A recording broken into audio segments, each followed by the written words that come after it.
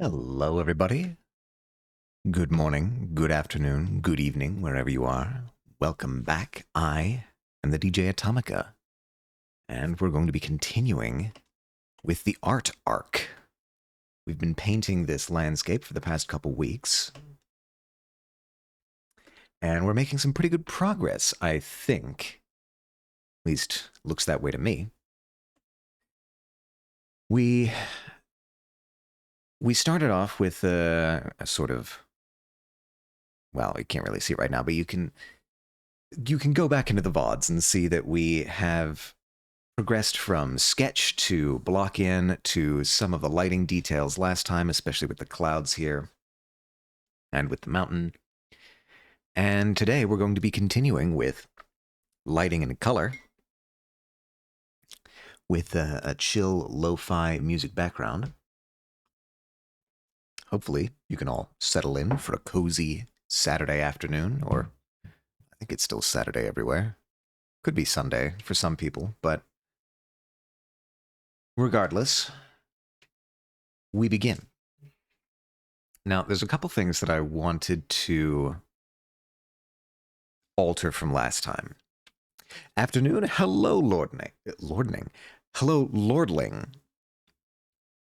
Clearly, I am unable to speak today. Hello, Lordling. How are you doing today? How is the weekend treating you so far? It is good to see you. I hope the day isn't being rough. I'm existing. That's as good as we can ask for most times in our lives, but that is enough. It's good to see you, Lordling. Take a deep breath, take a lean back. Get cozy. We're going to be vibing to some lo-fi music. I've been doing like sci-fi fantasy ambient music the past couple weeks, but I changed my mood. I'm in a lo-fi mood today. So we're listening to some lo-fi music. All right, so in regards to what I want to change from last time, seems fine to me. Good, good, good. Glad to hear it. I do like a lo-fi. You got to be in the right mood for it. I mean, I guess you got to be in the right mood for any kind of music, but I do like a lo-fi.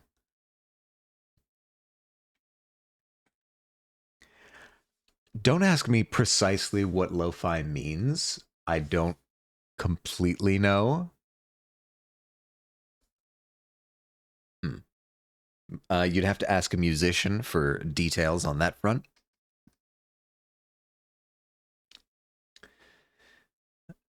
I can enjoy music just about any time unless it's rap or hip hop. Those just don't work for me. I'm the same way with country. Um, I'm not a country boy. Though, though ironically, there are a couple exceptions, uh, including John Denver's "Thank God I'm a Country Boy," which is ironic, I think. There's a few country songs that are exceptions for me, but generally, I'm not a country guy. I didn't really grow up in that culture. Another exception is Jolene by Dolly Parton, the inimitable, the classic. Nobody can top Dolly Parton. Okay, so real quick, just while I'm here, I want to alter the gradient of the sky a little bit so that we're higher key, lower saturation near the horizon.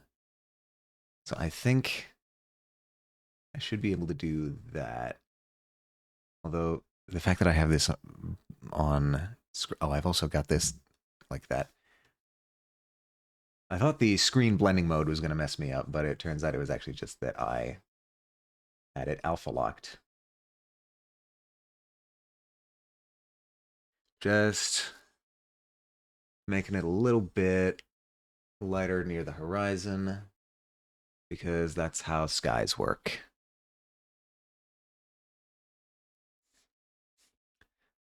I see. You don't see this because I do this off stream, but I keep switching back and forth between Clip Studio Paint and Krita most of the time because of the particular piece that I'm working on. This one I started in Clip Studio Paint. Another I started in Krita, and so my brain has to shift back and forth between the two interfaces. I need to remember where all the brush options are. Okay, the opacity can come up on this, I think, just so that I can get a little bit better gradient there. That's fine. All right, I think I'm happy with that. That's usable. Yeah, yeah. He said, convincing himself. Maybe smooth that out a little bit so that it's not as harsh. Sure. No, I'll keep it like that, actually. And let's see, where are we going next? So let's try and keep a. You know what? Let's actually do it. Let's for real write down a to-do list. All right, cool. We're still good on values. That's all fine.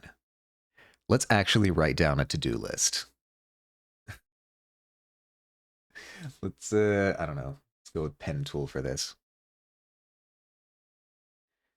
And are you going to be visible? You are going to be visible, actually. All right. So the things that I want to do is I want to add more color over here on this slope. Like some grass color. We sort of tried to do this with a color dodge layer last time, but I don't really think it landed super well. I'm going to try maybe throwing some color in the actual paint layer below it. So we'll try that. The other thing I want to do is paint some interior structure here in the crevasse. I need to come up with a better word for that. I don't like saying crevasse. But I have crack isn't much better. Crevice? See, it's all just evoking rather rude imagery. I don't know what to call this. I I'm truly racking my brain trying to come up with a better word than crevasse.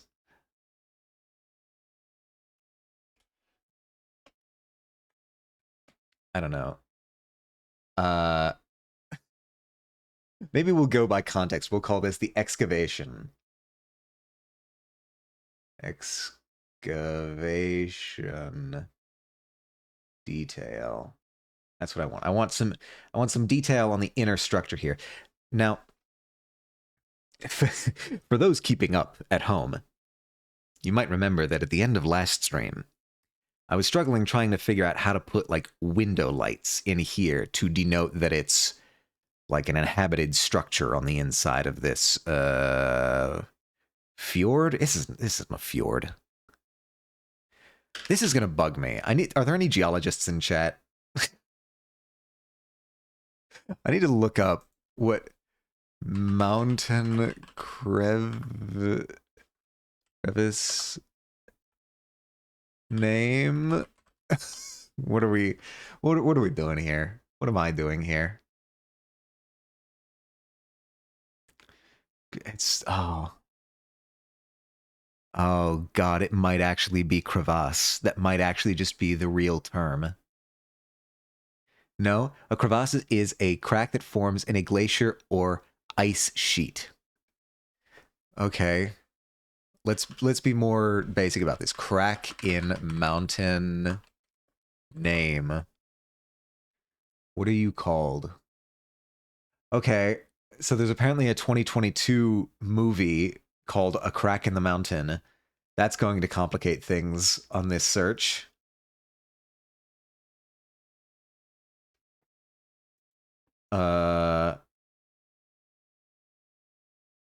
What is a crack in the ground? I don't know. I'm flying blind here. Ravine? You know, you might be right, actually.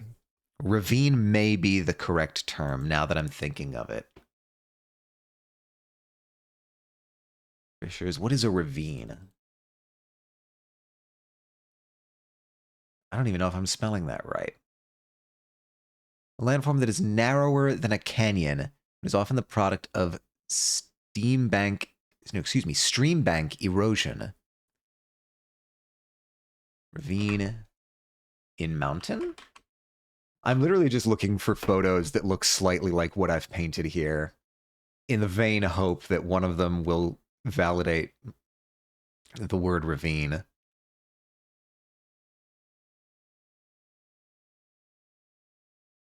Close enough. Fuck it. I'm calling it the ravine. Thank you, Lord. You saved me. All right, we're calling this the ravine because it's the closest thing that I can get to that doesn't sound innuendous. All right, not excavation. That's an absurd word. Who would ever use that word?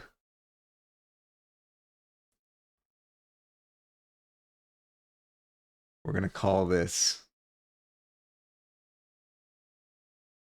Oh, darn it. I don't think I spelled it. I think it's... Ravine. Ravine detail. All right. Cool. Now that that's settled, now that we know what we're doing there, I can get on to what I was actually planning to do in here. So I was having problems getting the scale correct and finding a good method to create little window speckles of light on the inside of the ravine here to show that it's like an inhabited space. But I was thinking about this over the course of the week, and it occurred to me, this side of the ravine, this I guess, you know, if I sort of sketch in some like lines of the surface in here, this surface is facing the sun. It's got light on it. None of the people on this face would have lights on. I don't need to draw lights here. I just need to have, you know, some extra structure in here to show that this is an inhabited thing. You know, maybe some, you know, cleaner lines and details to show that it's artificial. So I think that saves me on that front. I don't have to figure out how to do the window thing at this distance. It doesn't really help me in learning how to do it properly, but it does save me on this painting. So we've got the ravine detail. We're going to have color on this face. We're eventually going to need to get color and light on the wall here. And you'll have to excuse my handwriting because my handwriting is already kind of messy, but then you add on top of the fact that I'm doing it through a graphics tablet, and I don't quite have the full hand-eye coordination yet.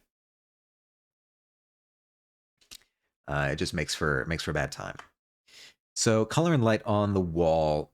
I mean, same, honestly, on the building structures here. All of the artificial structures we're going to eventually need to get some color and light on. I imagine the piers are not going to be super difficult color-wise. They're probably just going to wind up being grayscale, but that's fine. The other thing, I mean, eventually we're going to want reflections in the water.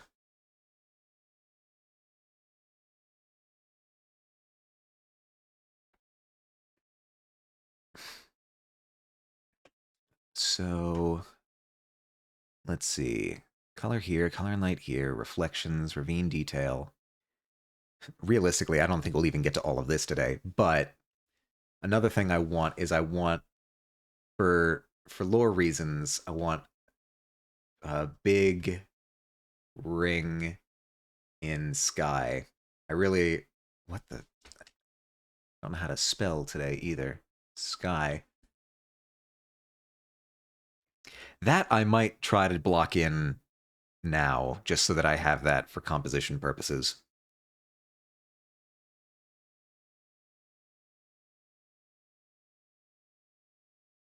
I had debated about putting something else like in the water here, but I think that might ultimately be distracting. I don't know. That might be something I add later on if I feel that section's still a little bit too empty. But hopefully I've done my job well enough that it won't. So for now, I think that's kind of the immediate. Well, that's the long-term list of things that I want to do with this. The the big ring in the sky might be worth blocking in now because I'm just going to block that in. I'm not going to render out the details of that or anything. So let's actually just do that here. That's not going to be in the ground folder. That's going to be in the sky folder. Up here, we're going to have that. So actually, I'll just label this layer as the to-do list. I'm being organized, people. And this will be Sky Ring. All right, now the question becomes, how do we do this? What's the best way? I can deactivate you. I almost want to just sort of... You're not going to be the right color for that, so let's call it like that. And then I almost just kind of want to swipe one out and see what we get. This is... Huh. That's not the worst oval I've ever drawn, actually, now that I look at it. So this is going to go behind the clouds, first of all. It's going to be way in the distance, so I'll probably need to adjust the actual value later, but just for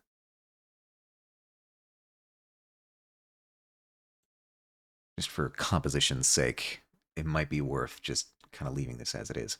It's not bad. It's not bad. That's not a bad oval. Actually, it might look even better if I flip it upside down so that you don't have the intersection there. Yeah, that's pretty good as far as ovals go.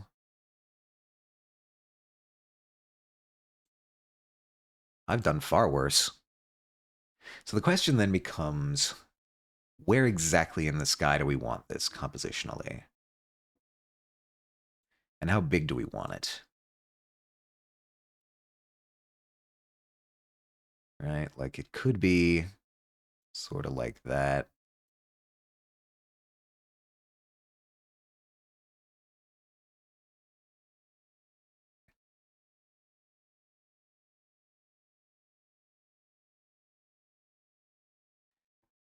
It's going to be a great distance away.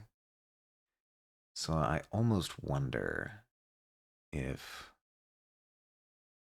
having it be smaller might be wise, but it's also quite large. So I don't know.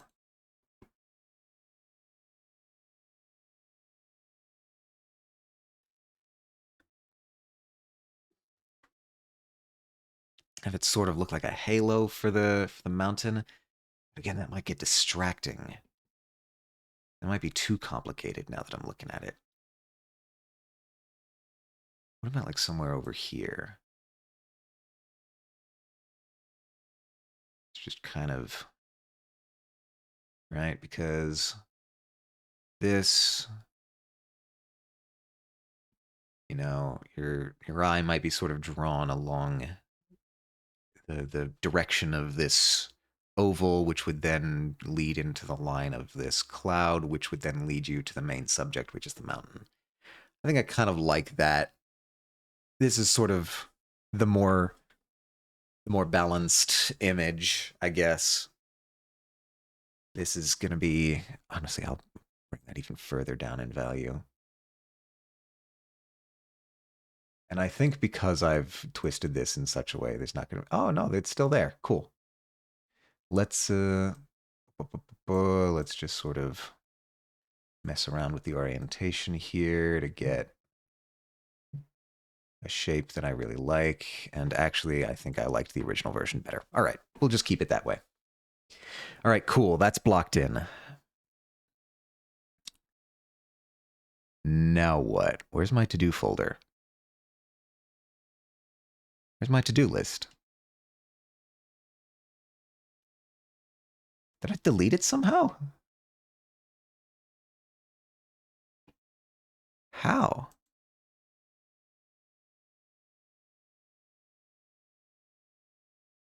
Where did it go? Did I undo something? I'm not crazy, right? I did do that, definitely. Huh. All right, well, I guess we're doing it again. Uh, let's see. Give me that. So we want something a little bit brighter. There we go. I don't know. I don't know what to tell you. Color, color, and light on the wall and the buildings, and ravine. My God, it's so sensitive. Ravine structure. I think that's all the major stuff that. Oh, and reflections. That's what I had. Reflections are relatively easy. Reflections. All right. You are the to-do list. I don't know why you disappeared last time, but you're not disappearing this time. Right? Everybody good? Everybody sees the to-do list layer I'm saving. We're good? We're good. All right. Now that the ring is blocked in, let's go back to the rendering details. Good, good, we're good. Let's go back to the rendering details on the mountain and let's try to get that color in. Because I have the feeling, no, that's the building layer. I have a feeling this is going to be troublesome.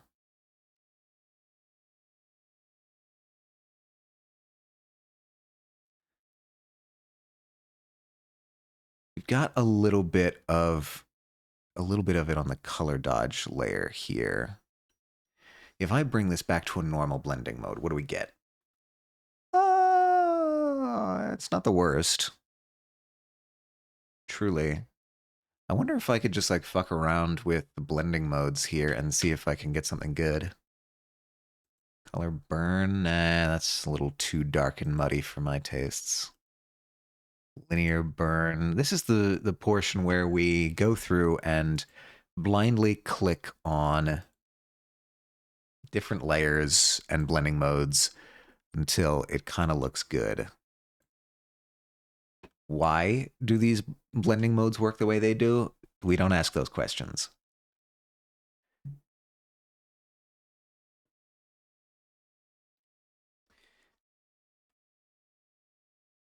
I mean, it's getting some green tones in there. I'm wondering how saturated I want to go with the green tones, truthfully. Wait, I was already on that. Okay. Some of these go more saturated than others. Some of these go brighter on the green tones than others.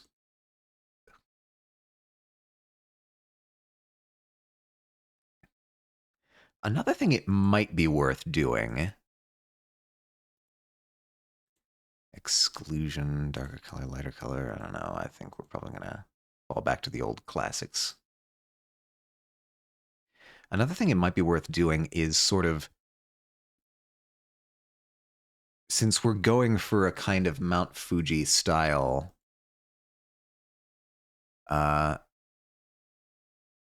maybe sort of topping the mountain with a bit of white snow might do us some good.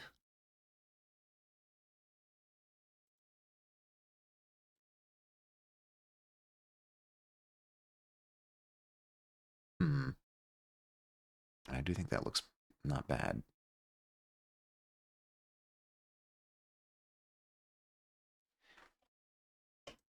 It's worth a shot.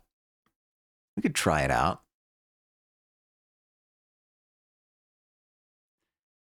Let's see. I want to not go outside what I have for the structure here. So would it be worth? Right, so these are the mountain details. Everything's kind of clipped to you.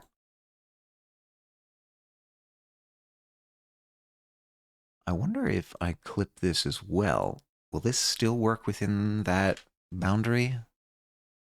Let's see. If I go for like, I don't know, something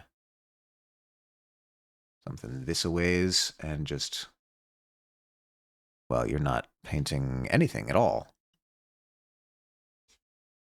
I think you're painting on the highlights, unfortunately.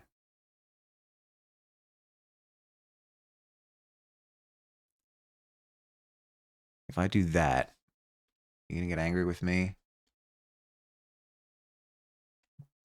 Okay, well, that is showing up. Why are you so faint? Do I have you set weirdly? Opacity, brush density. No, that's normal, I think. Wonder if clipping it is the problem. So let's not clip it. Yeah, okay, that is the problem somehow. I'm not sure why. I guess because this is quite faint still.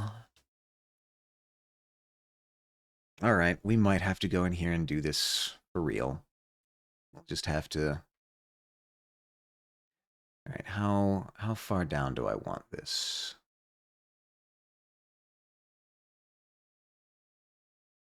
I'm not worrying about the boundaries yet.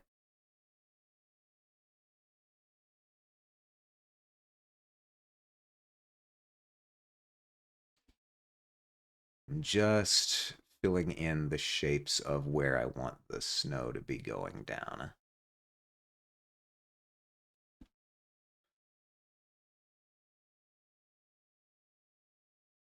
Maybe a bit of that.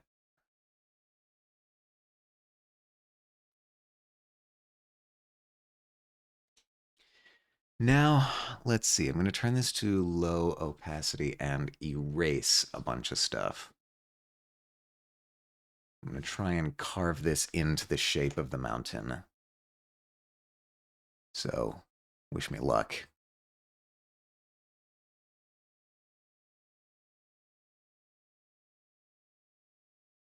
I'm wondering if this is even the right brush to be using for this. It's quite scratchy and toothy and rough.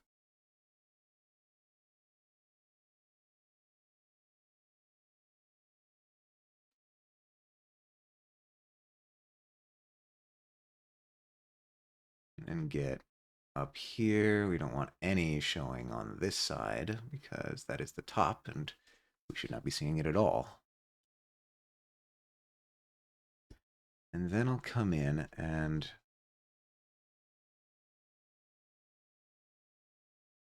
why are you there? You don't look like you should be there, but you are. Fascinating.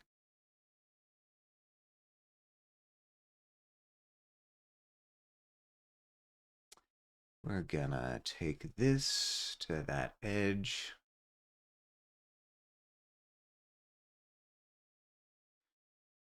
And I'm actually still a little too opaque to see what I'm doing there. So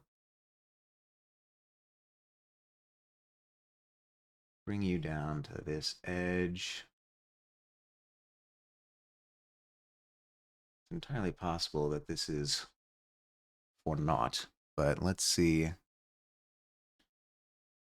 Let's see what this gives us.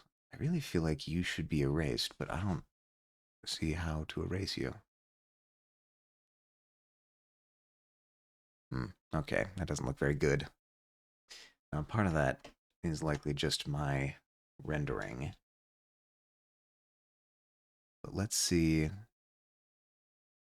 I don't know, maybe that's the wrong brush for that.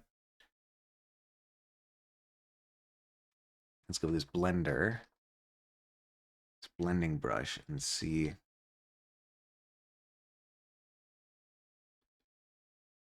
See if we can't make this nice out here.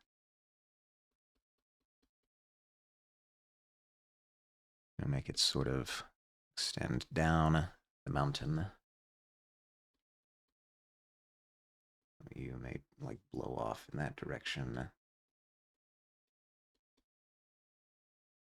And then come down here like this. Whoop. Is that Smelly Plane Man? Hello. Hello, hello. Subscribe with the Prime Gaming. Thank you so much. Thank you so much, Plane Man. It's good to see you. How are you doing today? I'm wrestling with the snow on a mountain. Metaphorically.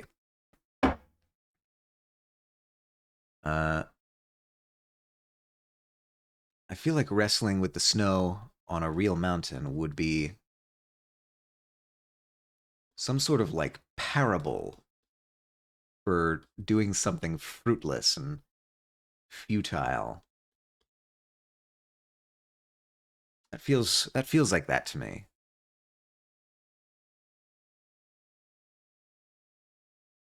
The sub goal? I didn't know we had a sub goal. Very nice morning, and I realized I hadn't burned my Twitch Prime in like 6 months. Jesus, you're behind the times, man. Think of all the cool stuff you could have gotten. I don't know. What do you get for Twitch Prime? Emotes, free. Yeah, you get no ads. That's cool. I do like no ads.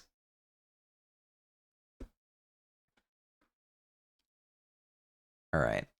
I'm not 100% sold on this snow. Now, I think part of that comes from me not knowing what the hell I'm doing here. So I should have done this earlier. Let's bring up the reference properly so that we can study it. Truly, I could have given my favorite friends and content creators like $20 total. Hey, $20, that's you have any idea how many President's Choice macaroni and cheese dinners that is? Because I don't. All right. So what I'm noticing in this reference photo, and it's a little bit pixely, so we've got to go with our gut here. The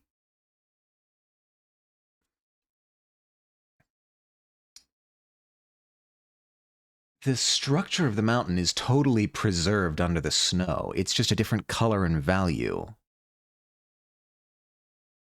Right? So this sort of blanket featureless snow that I have here is not preserving that structure at all.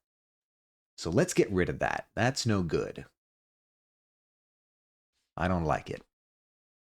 Let's instead try to come up with a more clever solution for... I don't know exactly how to describe it, but let's try and lighten the value of these areas. So let's go like...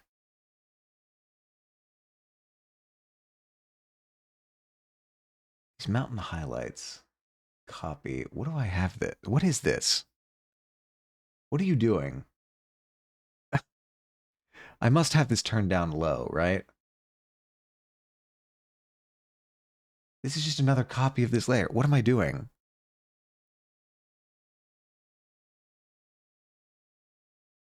Huh. Okay, new plan. Let me try duplicating this a couple times and seeing what it gets. I think it's honestly doing much. I don't think it's doing much at all.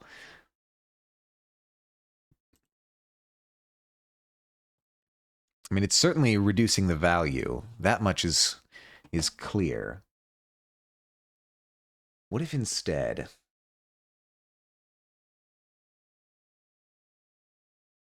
what does this look like unclipped? Ah. Yeah, that'll do it. I bring you down. Here, nah, no, that's not gonna work. Again, the problem is What are you clipped to exactly? What if I clip you here? Or here? Okay, well, we've got that, at least.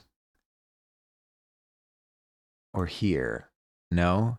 Because if I clip you here, you're taking on the transparency of the mountain details. Which, okay, fine. I've got the option to turn up the mountain details.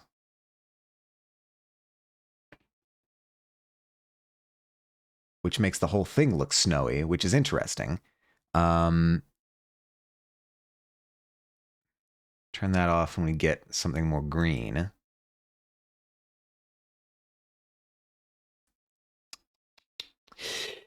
I feel I've constructed a bit of a pickle for myself here. This is kind of the way it started out. Good morning, Atomica. Good morning, Kixie. Good morning. Oh, yeah, you were last playing Beacon Pines. I was lurking while you were playing that. I do like Beacon Pines.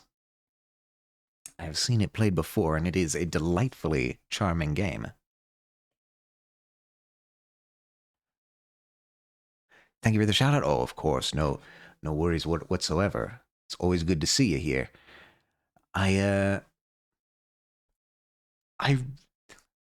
I'll be honest, I don't remember a lot of the details of Beacon Pines, but I remember liking it. Yeah, it was kind of like a mystery, sort of, kind of spooky thing. I feel like I saw it played during a spooky season a couple years back, maybe. I know who played it. It was Jazzmanian, but yeah, it was a positive experience. I did like Beacon Pines. So yeah, I'm invested in the mystery. I'm hoping to finish it today. Ooh, okay. We're coming down to the wire then. I feel like I'm needing to drink more water because of how dry the air is getting. Maybe I should just invest in a humidifier. Okay, so I got an email from my leasing company, my landlord company the other day, and they're like, "Hey, we're gonna come around and all of our apartments, we're gonna be checking the furnace filter." Okay, fine. I don't know what a furnace filter is. I'm not a mechanical guy. They say, actually, it's in the terms of your lease to or no, not in the terms of your lease, but like you're responsible for replacing your furnace filters, and if we don't find a replaced furnace filter when we come to do the inspection, we're going to replace it for you and charge you $35. So I guess I'm replacing the furnace filter. I don't know. How expensive is a furnace filter? What is a furnace filter? I don't know anything. HVAC techs, if you got questions, don't hesitate to ask. I may just. I may take you up on that at some point in the future. I need to find a hardware store to me. I don't know where anything is. I don't go outside. But we'll see. I always make the wrong decision and have to backtrack. Is Beacon Pines one with multiple endings? I forget. Wait, this is another thing, Kixie. Depending on how much a furnace filter is, it might not be worth it to not have to bother with it.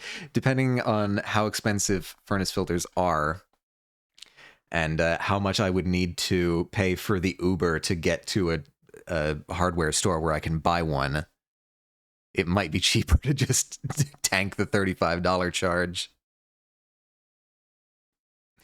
I'm going to try. Furnace filter is a little filter screen that collects dust in the air, usually located near your furnace. Filters can range from $15 to $50. Okay. Well, that's already...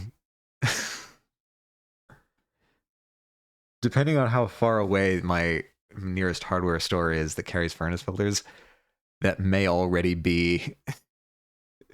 may already be cheaper to just let them do it and charge me the $35.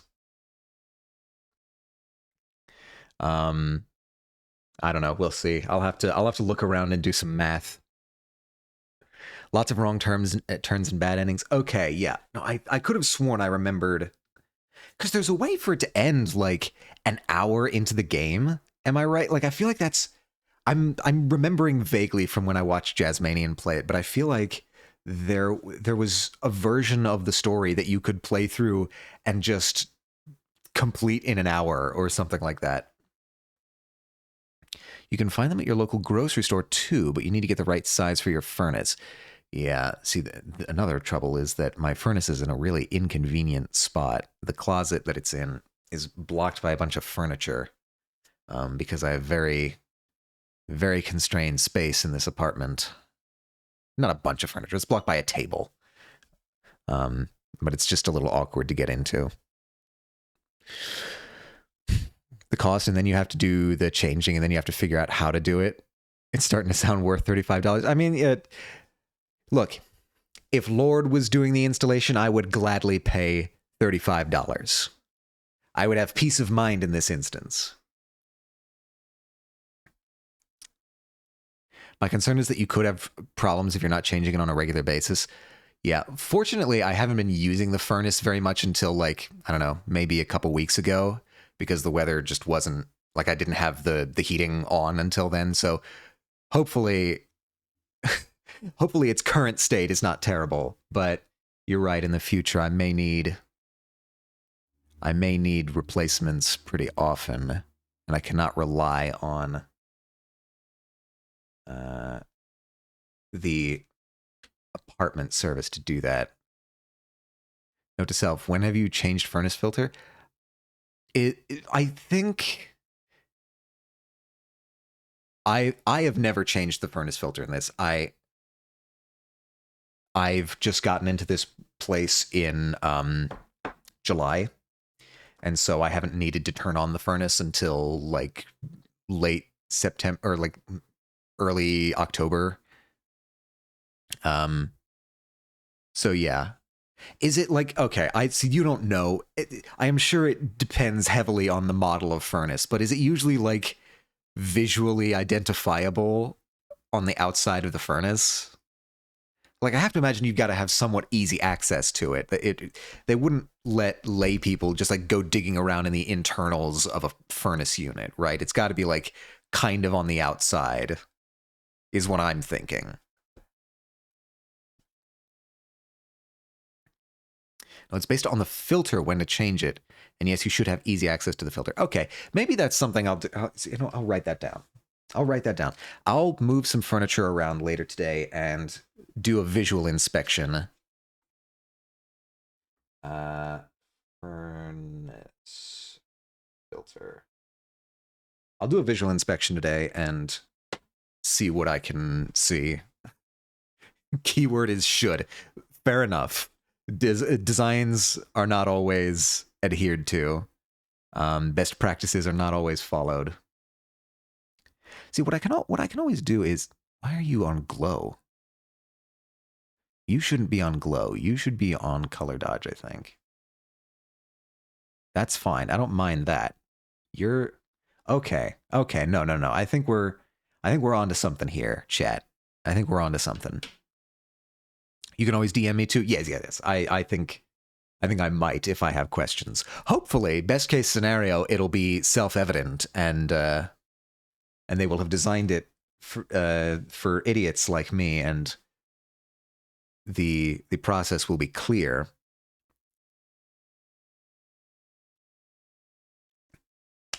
So, best case scenario, you won't hear from me at all. But if I do have questions, yeah, I'll be sure to reach out. So, I'm surprised they didn't show you all that when you moved in. I honestly, it's a realty. I don't know about realty. I don't know if there's differences between realty companies and landlords, and I'm sure there's some sort of legal distinction. Whatever.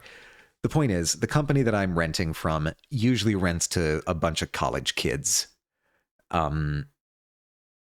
So it's possible they just forego that sort of thing. I don't know. I'm probably not renewing this lease anyway, so Yeah, they don't tell people anything. I'm sure it's very like industrialized because I can't imagine that they're having people stay in these apartments for more than 2 years tops. Um, maybe on the off chance you get like some rich kids and they'll stay for all 4 years, but I've worked with companies like that before and they didn't know or say anything. Okay, yeah, that's kind of the impression I'm getting too. When I first moved into this apartment, I could not use my shower. Like the shower just wouldn't drain. Or it would drain excruciatingly slowly. Like you would turn on the shower for a couple seconds and a pool would just immediately start building up in the basin of the shower. And you would turn it off and it would take like, you know, 20 minutes, half an hour for that puddle to drain. Uh, Thankfully, that got fixed. I put in a maintenance request for that and they got it fixed. Um, but yeah, that was kind of what we were working with.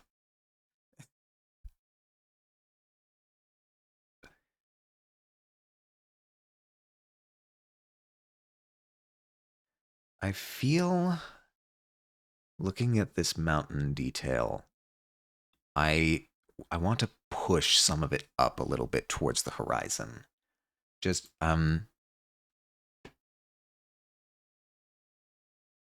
maybe like just to because it right now it feels like it's kind of tilting downwards towards the viewer. And I don't know if I like that. I'm going to try and push this up a little bit to give it more of a flatter or keep some of these flat details closer to the horizon, I think. Yeah. All right. That's good, but we're going to need to fill in some of this area behind the bridge where I had previously been stashing it. By the way, same goes for you. If you got questions, you can ask me. I'll do my best to answer when it comes to HVAC. Yeah, I mean, we've got an HVAC technician in chat. I mean,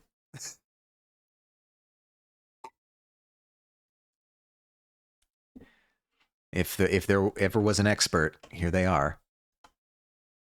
All right, I think I like that better. Now for filling in these details again. Truthfully, I might just go for a smudge rather than try and pick these colors back out exactly. Yeah, I think that'll be fine.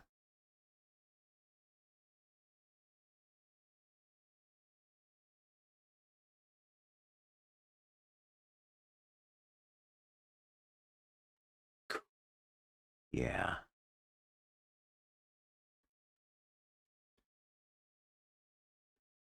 Get these out like this. Again, we want these to sort of be flat-ish.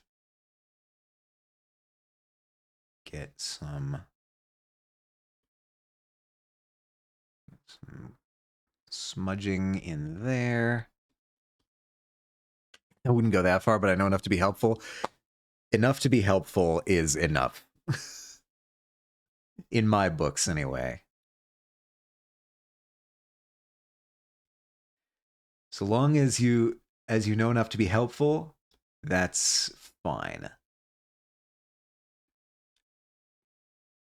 All right. Now, I think I'm eventually going to want to reduce the value, knock some of the value down on this. Maybe, maybe. I don't know. I'll think about it later. Point is, right now, I think I have a solution to our snow problem, which is take this big white layer here and just start erasing it, pushing this back up the mountain. Whoops, wrong layer. There we go. I was erasing the details, not the snow.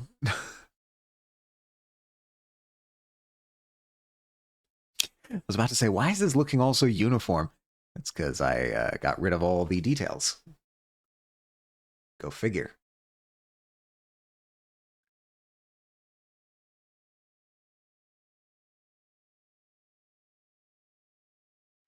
All right, now decision time. Crucial decision time. How far up the mountain are we pushing this snow?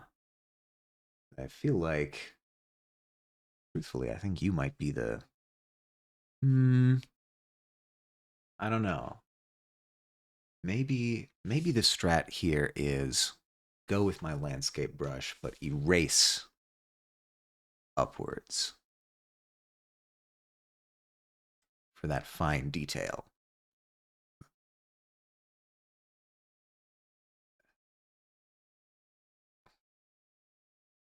Right? Get some of these little I don't want to say crevasses. I'm not saying crevasses. You can't make me.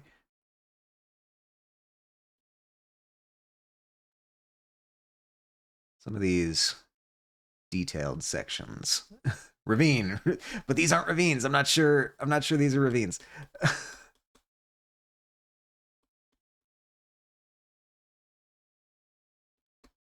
Whatever. I'm not a geologist. Don't come at me. No, I think actually a softer brush here might be warranted.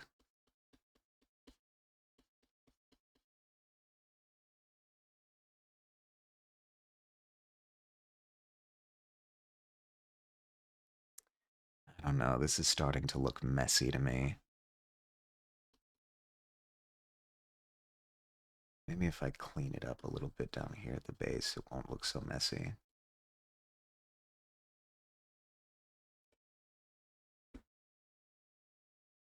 Hmm.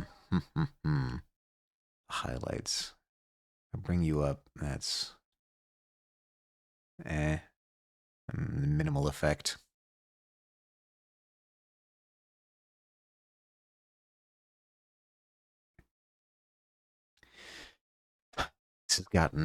This has gotten strangely messy. Is that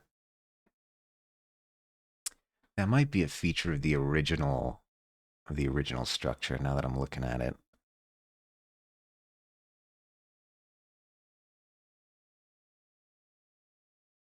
Oh, also the atmosphere should be up here.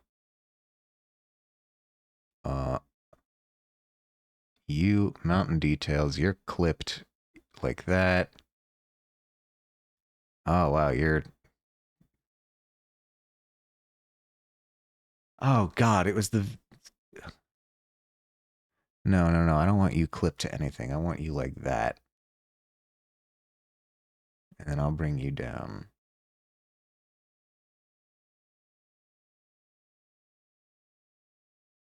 I think I've made a mistake somewhere along the lines.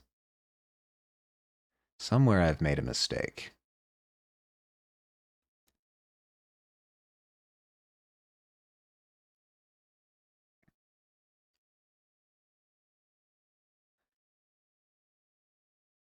But I'm not sure where. Got you there. Every shape is fine. You're like that. Honestly,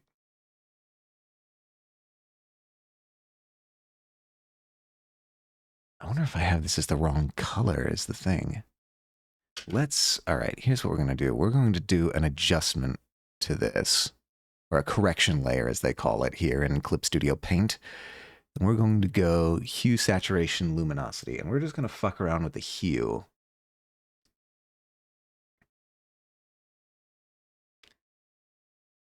Hmm.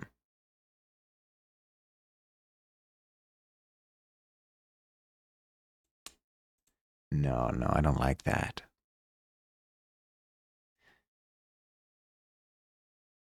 Just having it a little bit there is usually going to be enough, I think.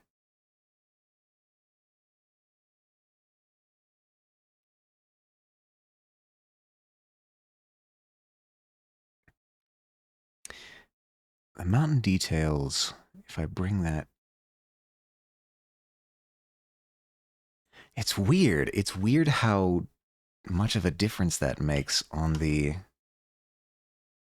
appearance of it. So if I bring that all the way back,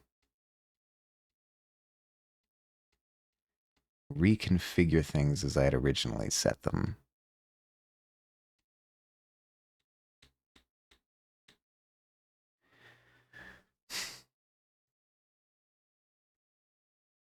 I had kind of gotten it a way that I like it.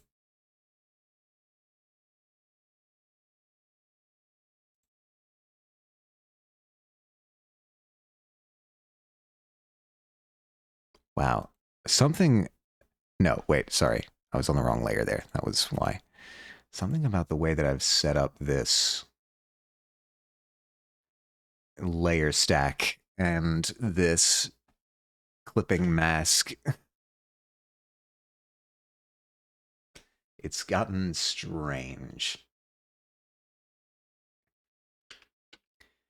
I'm not totally sure what point got it weird. That look cool though? Oh, thank you very much. But I'm mostly just trying to understand why it's doing the things that it's doing. Leaving you. Okay, so let's backtrack. Let's start with everything off. River shape. Oh my god. No, I'll keep the river shape on. So the mountain silhouette is there like that. Okay, sure.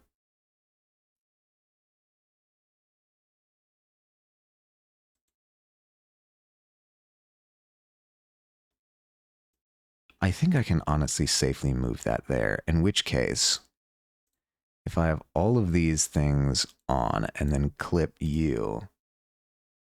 All right, let's play with these colors a bit. Well, that's not... What in the world is happening? See, I've gotten ahead of myself. I've gotten too big for my britches. All right, get rid of the snow. The snow is complicating things. The atmosphere... You're not even giving me a color. That's so strange. All right, so I've got you like that.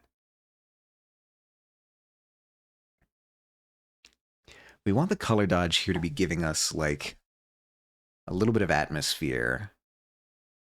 But the problem is it's affecting everything.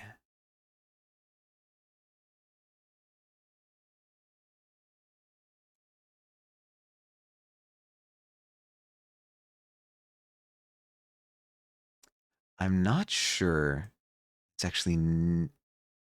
Since... Let's clip you here. Yeah, okay. That's what I need to be doing. I need the atmosphere to be affecting the contrast in the shadows. Because, okay, from what I understand, I'm no color theorist, I'm no professional artist, but the way it seems to me, I'm gonna draw on the to-do list layer here. So you've got like... You've got a range of... nothing apparently, because I'm not drawing. You've got... Why are you so weird? Why is everything so weird? Help. There we go. All right, so you've got like... So you've got like super light values and super dark values on a kind of range here, kind of spectrum.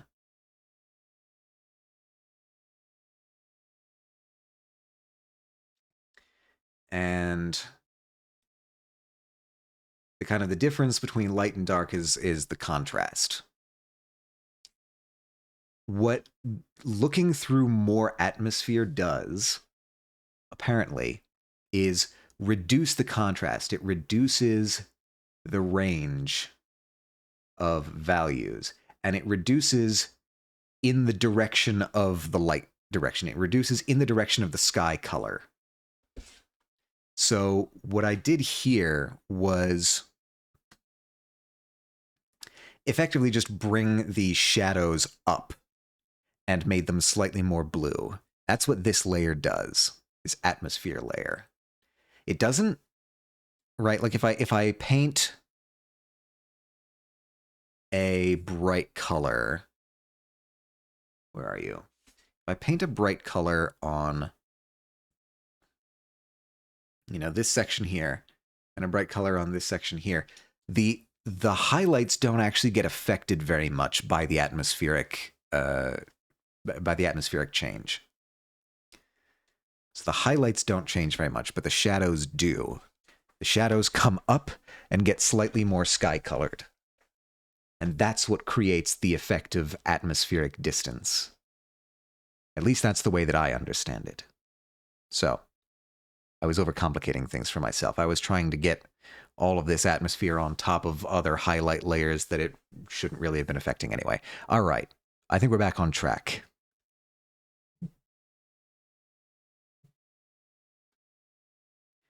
Interesting. Yeah. I mean, it's honestly, it kind of works exactly the same way as the sky. When you look up in the sky, you're looking out at empty space, but you're looking at it through atmosphere. Right? So empty space is black. It's pitch black with little specks of light in it. When you're looking through the sky, that black is being covered by it. Basically, the sky glows very slightly blue, not slightly blue. It glows very slightly and it glows blue. That's why when you look out into what should be black space, you see blue. The same thing happens when you're looking at an object through atmosphere.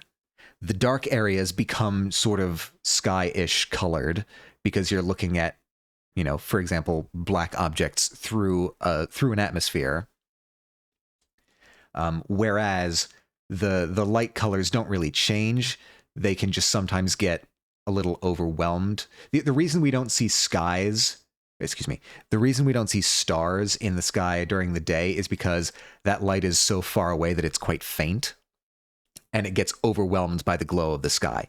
Highlights on Earth, like on the ground, don't really have it. The same effect happens, but it's much less pronounced.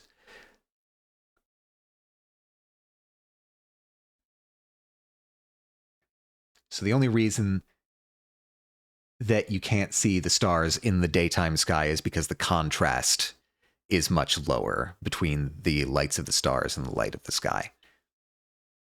I don't know. I don't know if I'm making sense on this. This is not something that I typically explain. Uh-oh. Now I have to sneeze.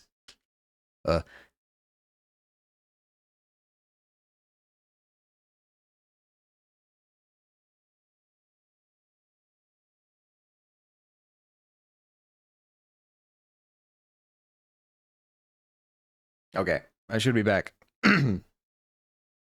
How are we looking? Sound? Okay, we're looking good. Oh.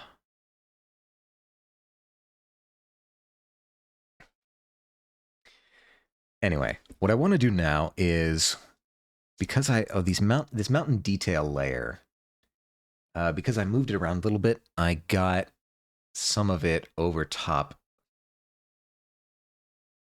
I wonder, no, there's no way it would. Oh, that does work. I was not expecting that to work, truth be told. Well, all the better for me. All right, now that I have this,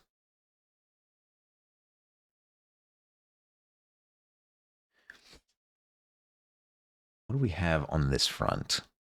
Color dodge. I mean, we could. I don't think color dodge is the way to go for this particular technique. I think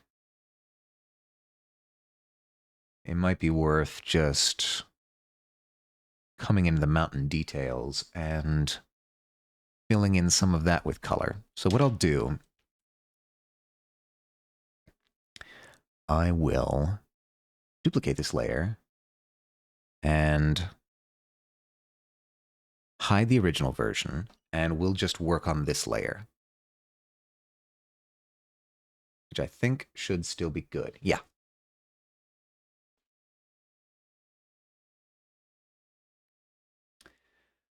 All right, let's see. What do we get? Let's go just a hard round. Let's do it. Let's do it properly. Get one of these, maybe. Let me go a little bit more green. I could, hold on, what I could do, this is a neat trick. So you can change blending modes on layers, but you can also change blending modes on brushes. So if I do a color dodge on the brush, but a normal mountain layer, aha, look at that. Not sure this is ultimately the color I'm going to go with, but the point is, my plan worked.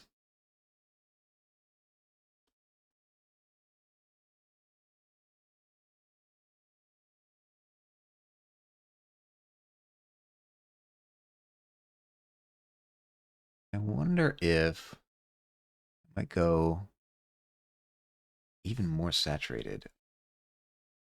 No, the color dodge blending mode is messing me up on that front. I'm not sure I actually want to make this brighter, all considered. No, I do want to make it brighter, but I want to make it more saturated. So let's... I don't think that... No, because anytime I add on the color dodge, it's going to whiten it out. So let's try something else. Let's try color.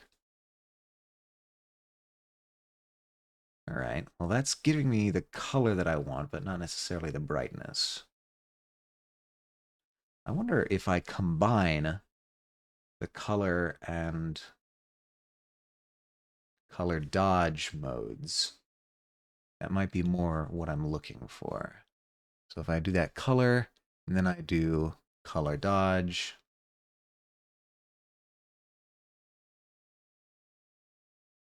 Hmm.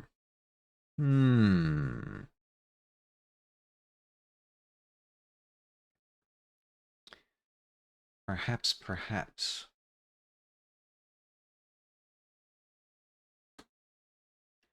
I don't know.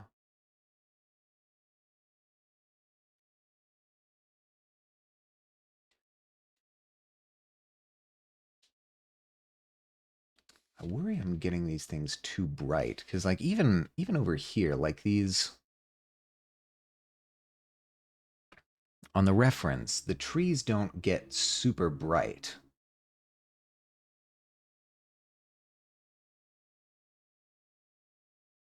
I'm wondering if it might be worth. I mean, they also don't get super saturated, but it could be varying environmental conditions. That could be, I don't know. Let's try. No, I don't want that. I want. Instead of view, I want color. And then maybe I'll go for like a sort of middling saturation.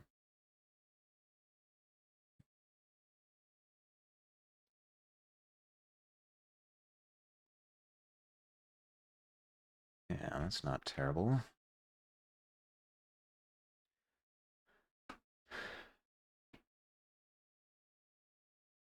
I want to keep this kind of low key, truth be told.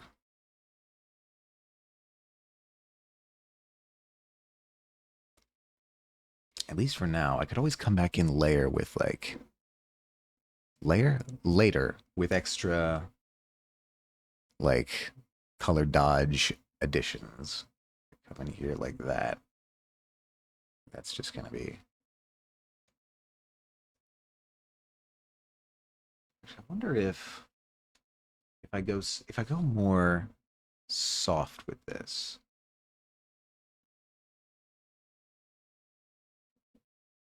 maybe a couple pieces of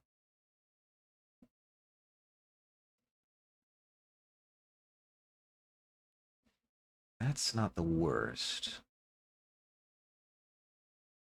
Come in and be selective about where I'm putting this stuff. I don't think much of this up here is going to matter later, but maybe come in with one of these and maybe one of these. Get some detail in there. That's not bad. It's not bad at all.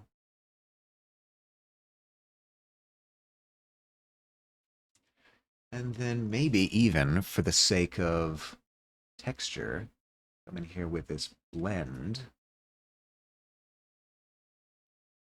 Smooth out some of these transitions.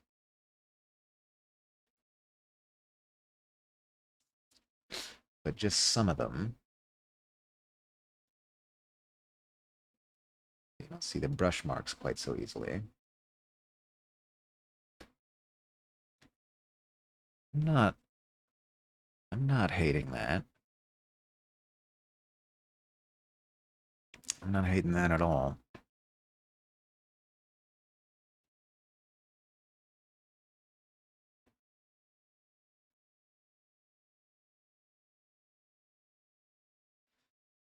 Some of these, now that I'm seeing it, some of these extra marks on the mountain structure, I might want to soften out a bit.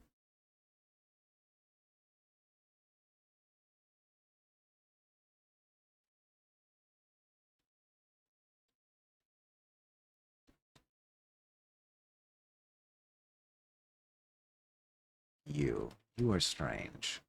You are very strange.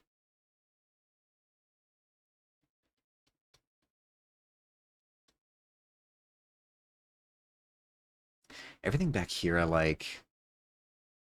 I think I want you to extend further.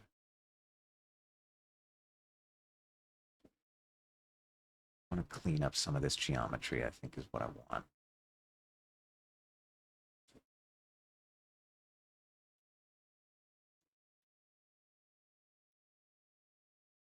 But if I go too soft with it, I also mess up some of the structure.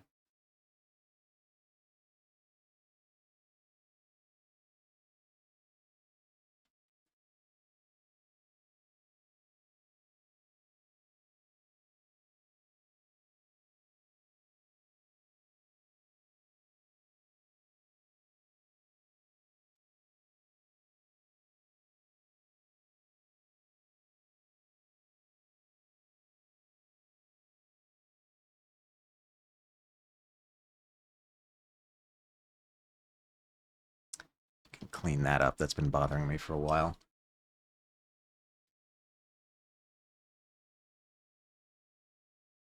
Maybe you come in.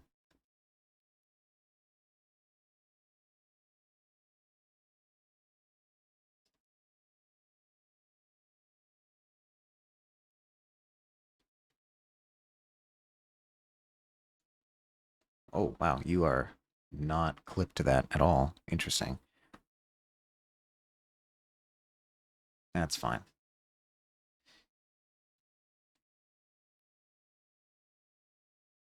We're going to have to deal with these buildings later anyway. All right. Panzer, thank you for the follow. Hello, hello. Welcome in. We are just having a good time doing some rendering on this here painting. I hope the day is treating you well.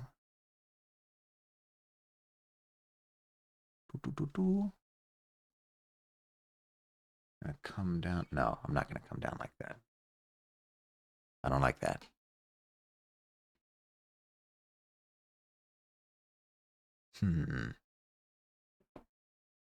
All right. I like the general impression that I always like to take a step back and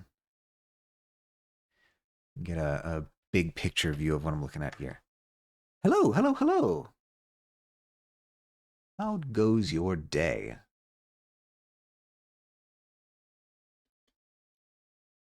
I feel like I should.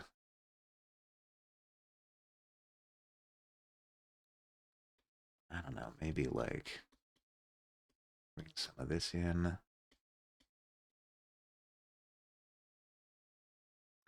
I somewhat wonder if the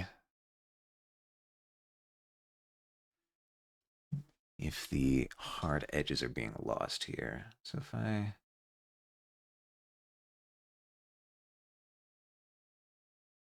come in here with some harder edge blending, or some harder edge smudging, rather, would that be wise?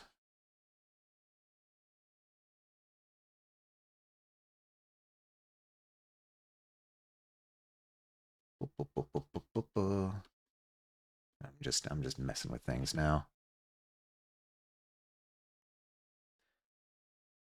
I'm not sure this is the most fruitful way to be doing this.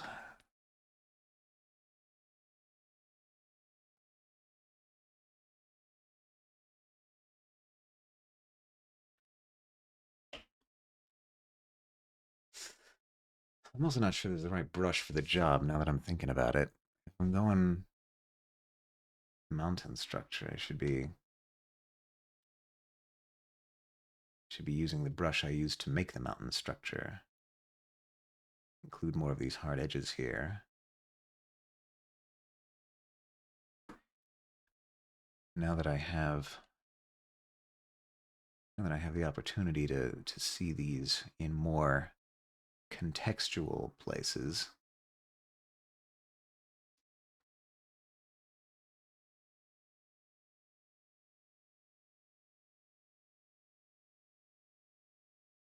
adding some more of these hard edges back in might do me some good.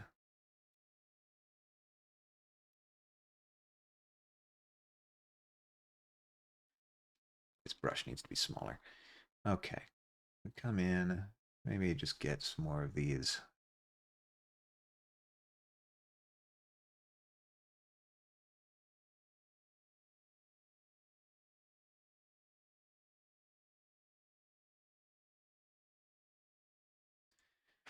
Are these hard edges?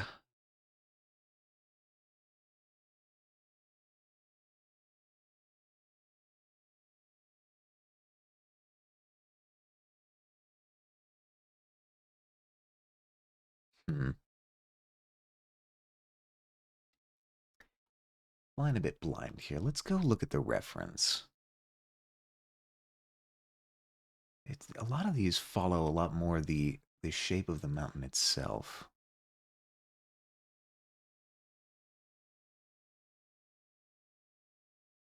I mean, some of them kind of go up that way. So let's back a lot of these off. I wonder if the liquify tool might be able to help us here. Just give us some more point to some of these.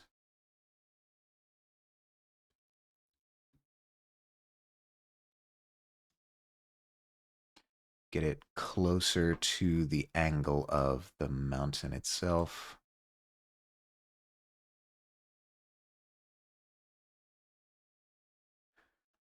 Yeah. All right. And then what I'm going to do is I'm going to bring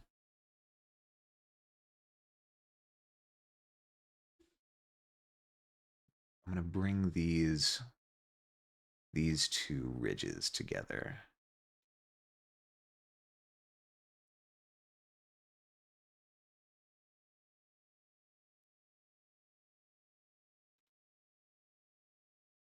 Very slightly like that.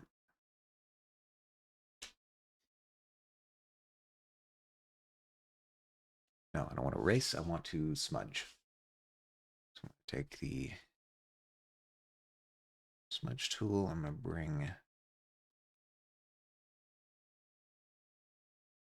some of this around, smooth it out a bit so that we don't have full darkness in these areas.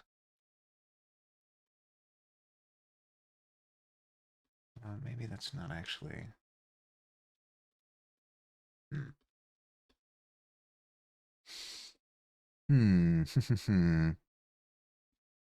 Is beautiful. Oh, thank you, pandas. Hello, it's I Beat Pandas.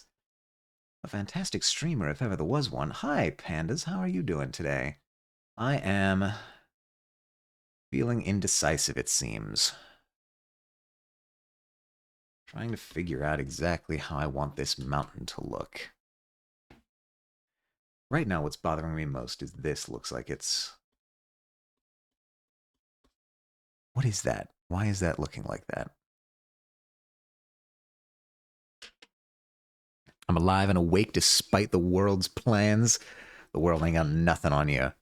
Yeah, I don't usually see you this early. It's good to see you. How are you doing? Are these you drawing with mouse? No, I have a little graphics tablet that I use for most of this.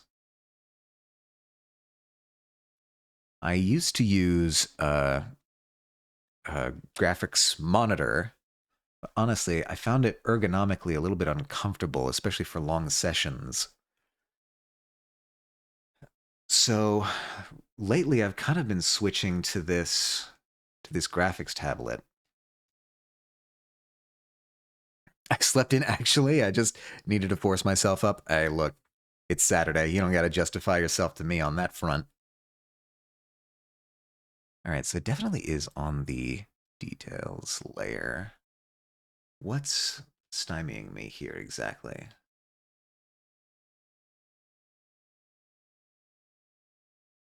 That is not clear.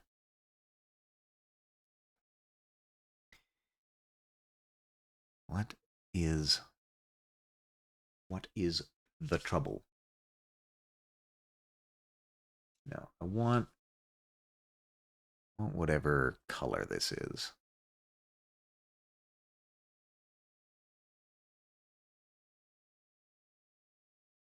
Why are you like that? Why can I not access you?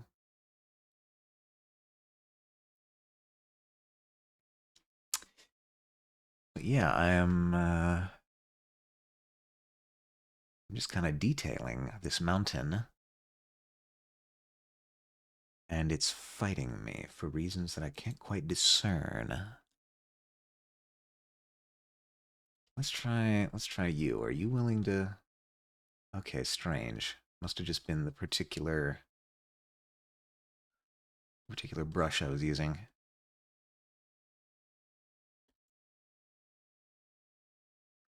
All right, and you will flatten out as we get closer to this.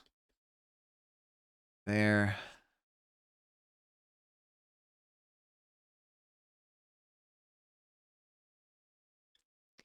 The trouble is identifying what exactly is bothering me about it. That's the real trouble. This ridge irks me. So I will wash it out for now. I can always add something back later.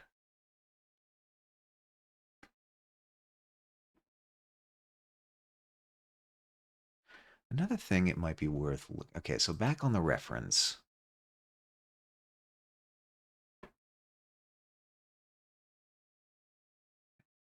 Let me actually try charting out where the major ridges are here. Let me do some brain work. All right, so yeah, this major ridge here kind of comes down like that. Got a ridge here kind of, and then you kind of there and there, that kind of comes there. these ridges kind of come down like that.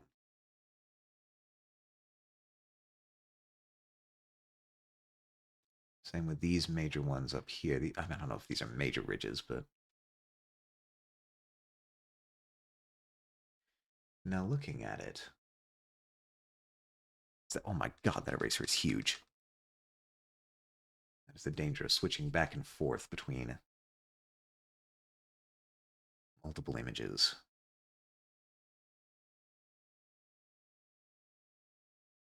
See, all of these ridges kind of seem to be going in a consistent flow. Right, and then you've got some stuff. Oh, hello. Someone's moving furniture upstairs. You've got all kind of moving in that direction. And then around about this point, you've got some coming down like this and sort of starting to move in this opposite direction. There's not as many clear ridges over in that side, but it's interesting. There's kind of the equivalent of like a cowlick in hair. There's a place along the surface of the mountain where the ridges kind of turn direction.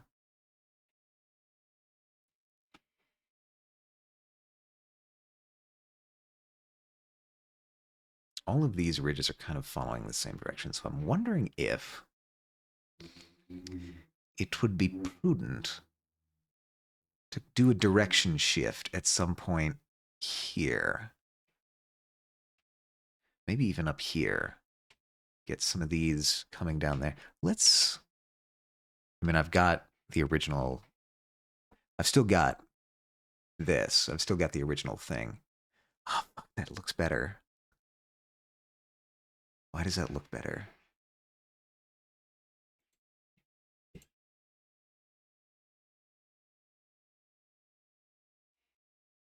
No, I think okay.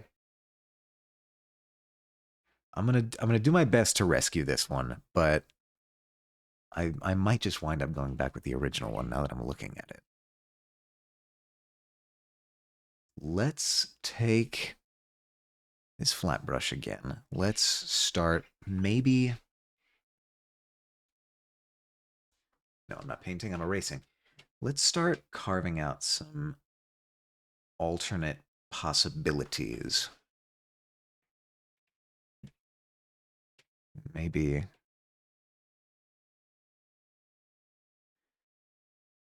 we also need to consider these sort of, do I want to keep these sort of minor ridges like over here? I'm not sure, honestly. I might just try to mimic some of that with brushwork.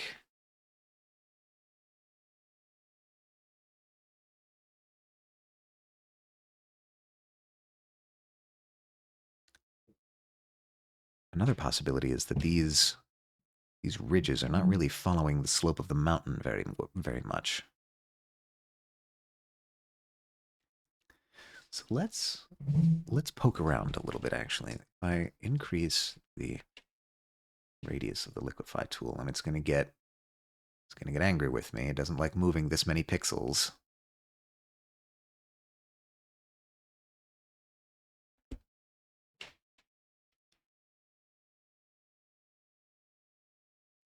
It gives us a better base. Bring these up a little bit. What I'm trying to do here is kind of like tilt these mountain ridges down. All right, I think that's enough for the liquify tool. It's I don't want to work it too hard. Get angry with me.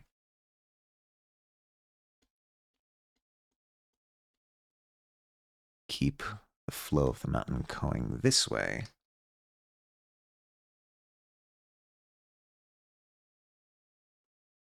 Maybe that's what I need to be doing. I need to just sort of trust the flow. Leave it up to the brushwork.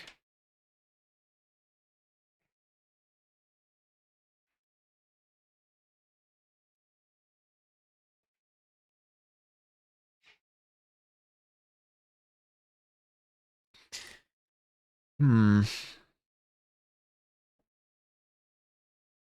No, I don't think so.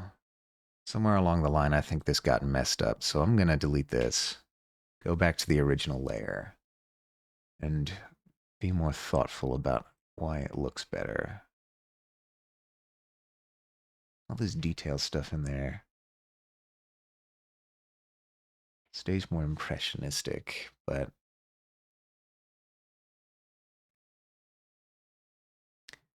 I almost wonder if maybe if I just add a couple extra structure layers here.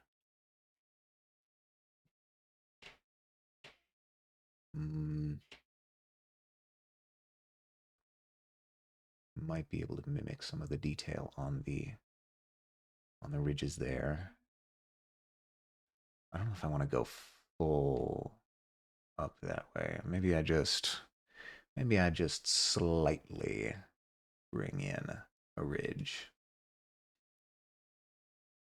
He said, not knowing exactly what he was talking about.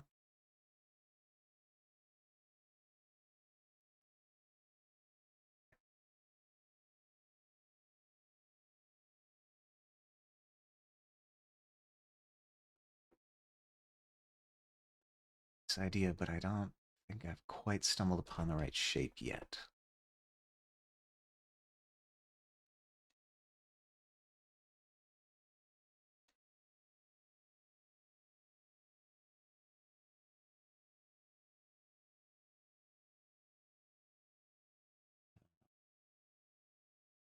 So I don't want to get too big because that ruins the impression of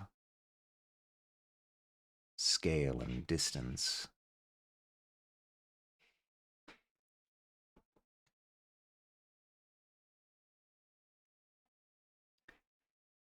I don't mind it.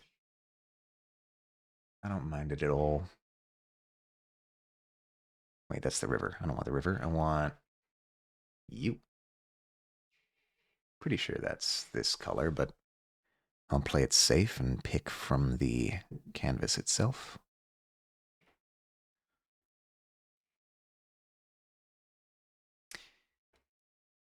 You will go to like half opacity on this. Fill in some of these ravines.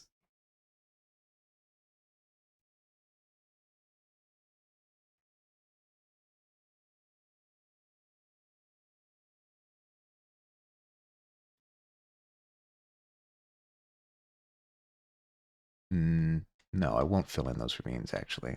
They look better that way. If instead I brought the opacity up, it's, oh wow, okay. Me forgetting where the eraser button is.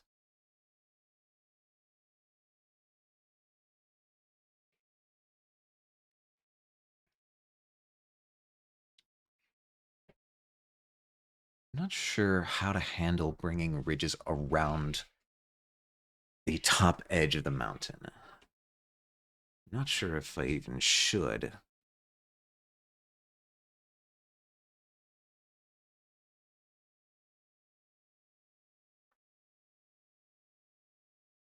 Also wonder if I'm focusing too much on this right now.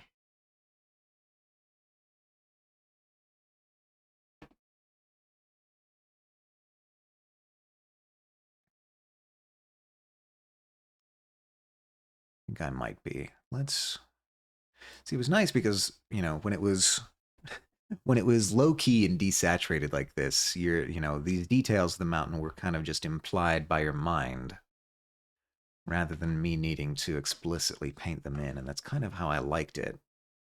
Also helped with this being in the distance and sort of obscured by the atmosphere. So maybe instead let's just chill and oh, A12 Flames, how are you doing today? Oh, thank you very much for the 1 bit for Atomic Art. Yes, we are in full swing of the art arc. Me desperately trying to figure out what I'm doing here. Not that. What were you last playing? You were last playing Black Myth Wukong, which was, I believe, contender for Game of the Year last year. I heard good things about it. How are you enjoying Black Myth Wukong? I say contender because we all know what happened with oh, that's not right. That's not the right color.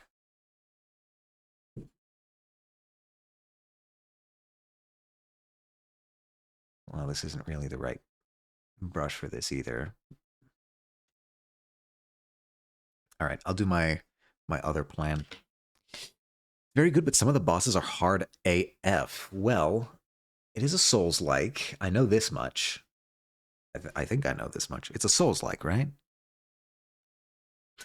That's what I always thought. They are known for their hard bosses. I do know this. Why do you look strange? Oh, right, because I'm doing a different plan. I don't think I'm using this anymore. I might as well get rid of it.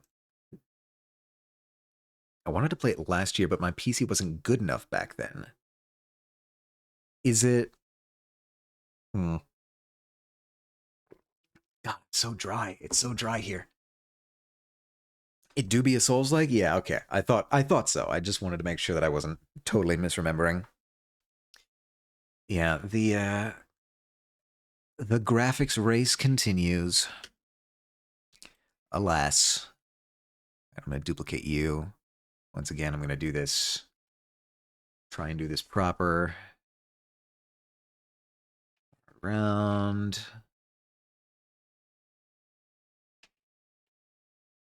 That's what I'm looking for. That's what I'm looking for. I'm going to do this as add. Sure, but let's get something more. Something more. Why are you so desaturated? Oh, is it because I have you turned down all the way? Wait, you. Have you turned down all the way?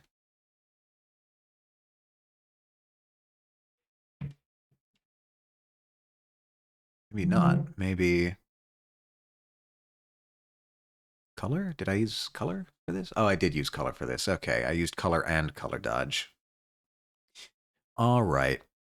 Let's get a little more sensible here.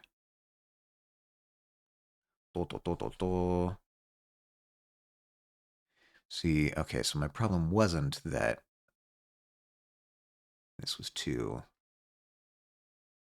Just need to bring some of this out. Cool. All right, I'm liking it. I'm liking it. Ah. I had a thought the other day about the only Souls-like that that I have ever played, which is Jedi Fallen Order, the Star Wars one. It occurred to me how obvious it was in retrospect to do a Souls-like Jedi game. Because if you think about goodbye, one message was deleted by a moderator. If you think about sort of the premise of lightsaber combat, Lord actually introduced me to that one. Oh, really? Well, I can only second the recommendation. I really liked that game. The thing that I find interesting about it is that it seems so obvious in retrospect, because how do you do lightsaber combat in a video game? Do you do it turn-based? Nah. Turn-based, like that's not the way to do lightsaber combat. That's going to look dumb. And it did in Knights of the Old Republic. You just have two people with lightsabers standing opposite each other, taking turns slashing each other. It's not, it doesn't really capture the feel of lightsaber combat. So it's got to be real-time combat.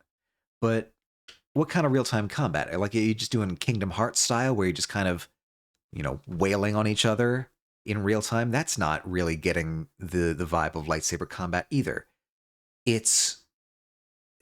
But in retrospect, a Souls-like with its very like time-sensitive parry, blocking, and striking mechanics, that's the perfect environment for lightsaber combat.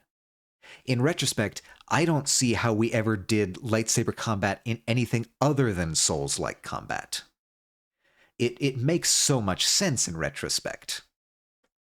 But, it took someone, I don't know, how many years have people been making Star Wars video games? At least a couple decades. It took a couple decades for us to finally stumble on Souls-like lightsabers. And now that we've had it, it's just like, oh yeah, clearly that's the way to do lightsaber combat. Like I wouldn't accept any other way now. It would just feel wrong.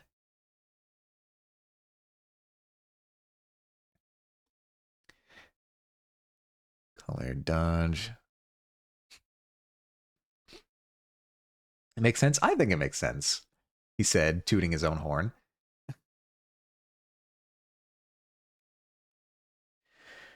Uh, bu- bu- bu- bu- bu. I listen, I played some KOTOR back in the day. I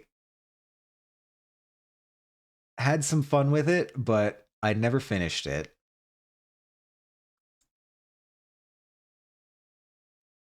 And I think, I don't know. I don't think it was because of the combat or anything that put me off it. I don't know. I was young. I didn't really have the patience for it.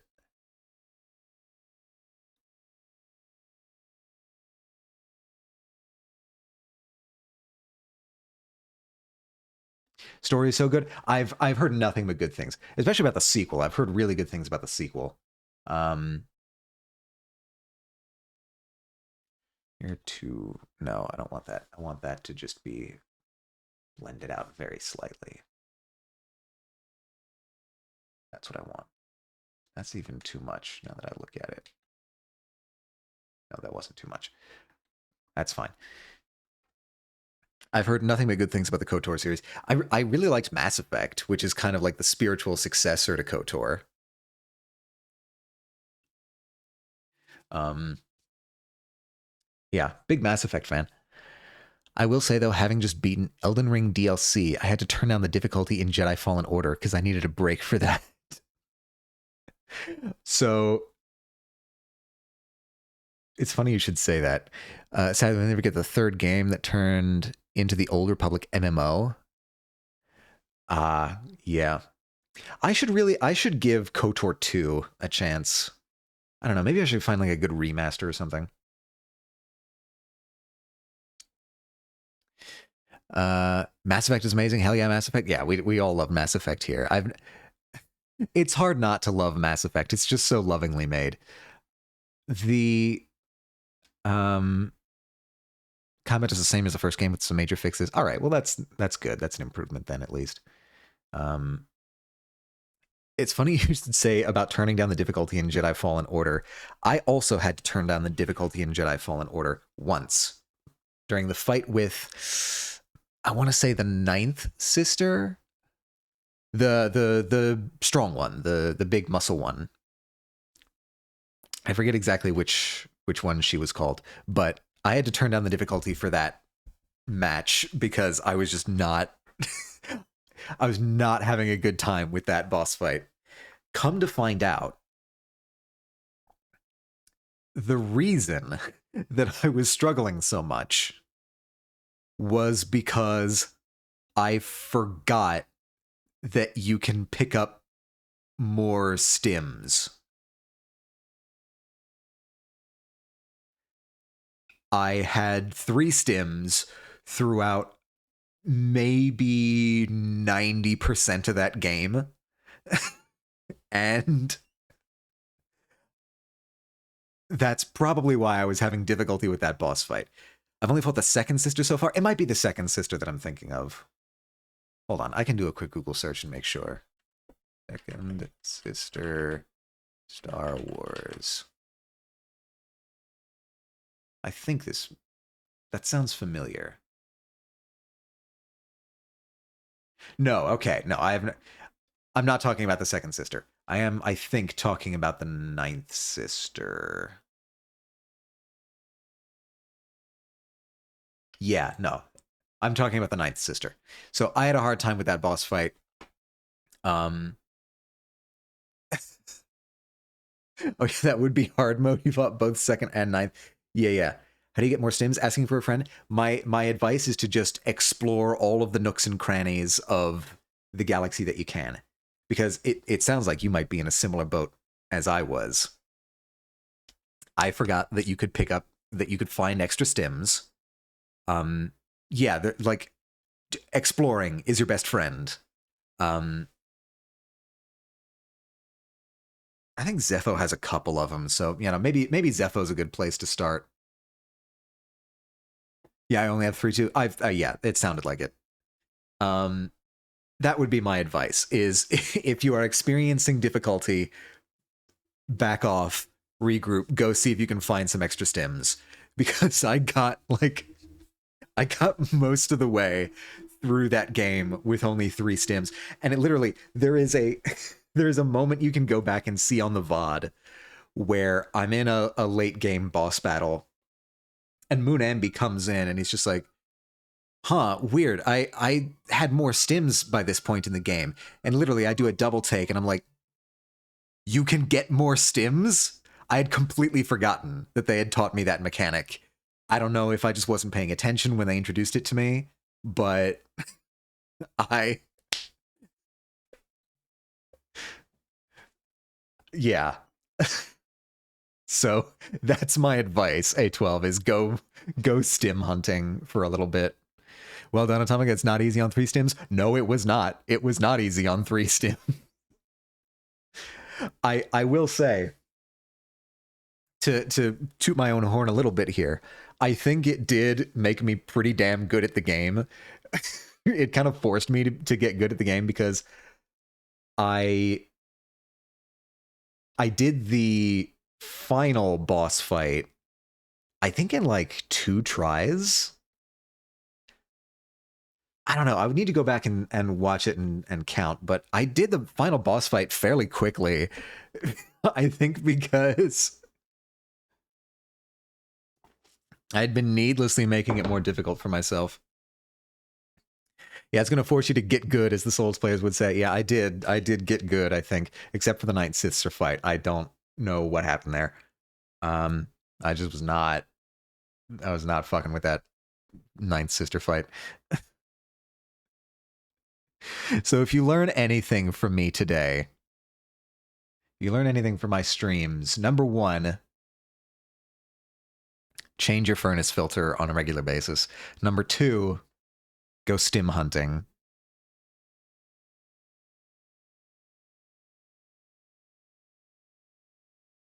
I wonder if it might be worth it to just try and adjust the contrast manually here.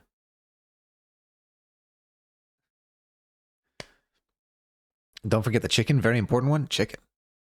Don't forget the chicken. Don't forget the chicken. Oh shit, Lord, I've forgotten the chicken. I have no idea what you're talking about. What? What is don't forget the chicken? It's not from today. Okay, thank God. I'm sitting here like, oh, here it comes. It's all downhill from here.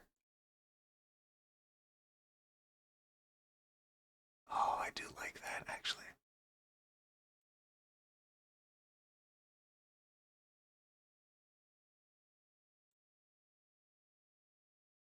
You know what?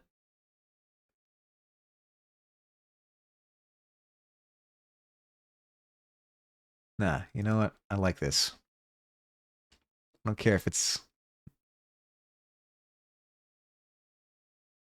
I can have this be whatever brightness I want. It's fine. I can adjust things with color dodge later. It's fine. Have you made Miracle Whip chicken recently? No, I don't make Miracle Whip chicken very often on my own. It's just a thing that became kind of a sub meme in sorts of circles around me because I mentioned it once. Everyone looked at me like I was insane. And so I had to make a video about it to justify myself. I grew up with this recipe. My parents made it a lot. I don't know, not a lot, but like it was in our weeknight dinner repertoire, and that kind of just became history. By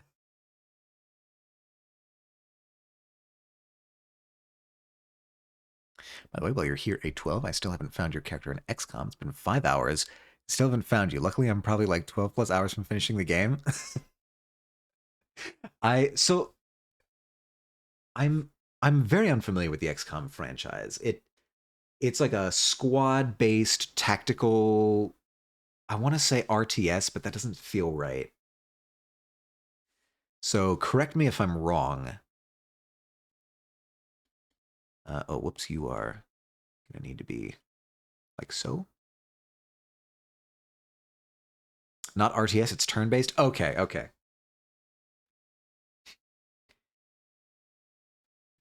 I knew it was something along those lines. But it's like the movement is also turn based or something like that. It's honestly been a long time since I looked at gameplay, but uh are you also alpha locked? Is that what that is? I think it might be. Yeah. Okay. I'm okay with that. That's fine. But otherwise you're spot on. Okay. It's like Space Fire Emblem. Aliens invaded Earth and you're defending it. All right. I mean, it's sci-fi. It's sort of if aliens are here, that counts as space. Aliens are space coded. All right. I think I've basically gotten this mountain looking like structure wise the way I want. The only thing is like the snow. I really feel like I want to have snow up here. I'm not totally sure how to do that well.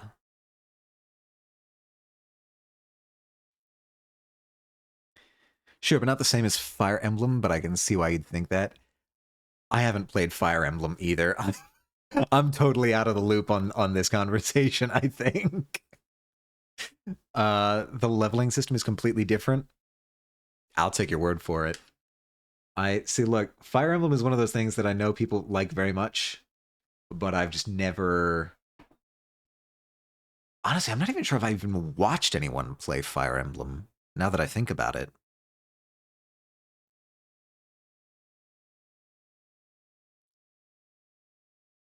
No, that's not true. I have watched somebody play Fire Emblem before. I have watched somebody play Fire Emblem, but it was a while ago. Fire Emblem is my favorite turn-based strategy. That's why I'm make the comparison. Fair enough. Fair enough. I love Fire Emblem, but it's not for everyone. Oh, we have an ad coming in 3 minutes. Everybody, brace yourselves for that. I think I missed a bunch of ads earlier. Sorry, I was a bit locked in. I okay. So my bot, the bot that I use for chat, Firebot, it should recognize when an ad is incoming and send out a message, but for whatever reason it doesn't. And I don't know if that's an oversight on Firebot's part or if I'm just programming it wrong. I don't know.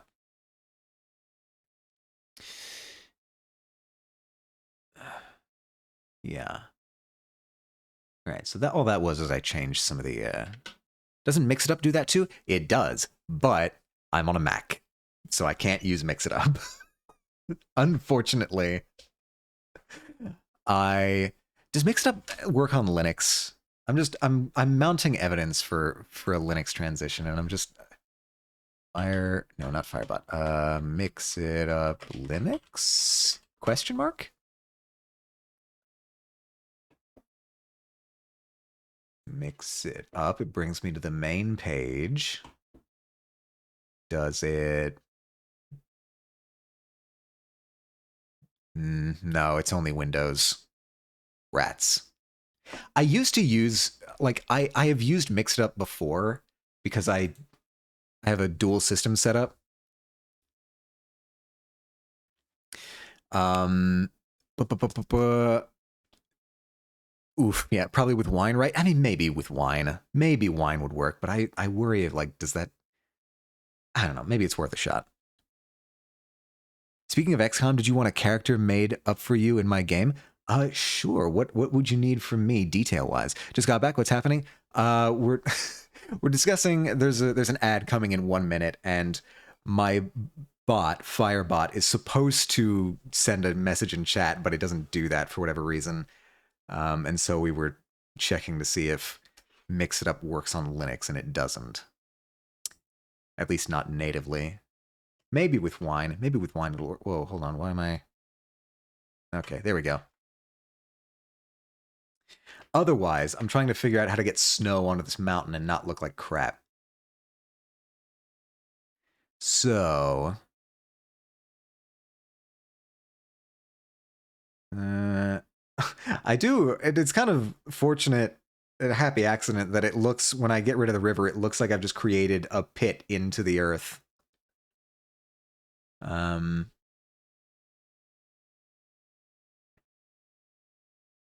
hello, hello, hello. Yeah, that's fine. I'm fine with that mountain detailing. I just want more of snow. Snow is a weird thing to paint. Well, see, like, I'm looking over here at this reference, right? And here, let me turn off this marking layer that I have. It's basically just a section at the top of the mountain where the contrast is higher. Or I guess really it's just where the highlights are higher value. Whoop, hello. That was flagged for aggression. Thank you. Thank you, Automod. There's actually a lot. If you're okay with it, I'll hit you up with it later when I get on it. Also be streaming in Gaming Channel Ender's Discord. Okay, no, we're good. Yeah, maybe. It depends on how much time that I've got later. Oh, and there's the ad.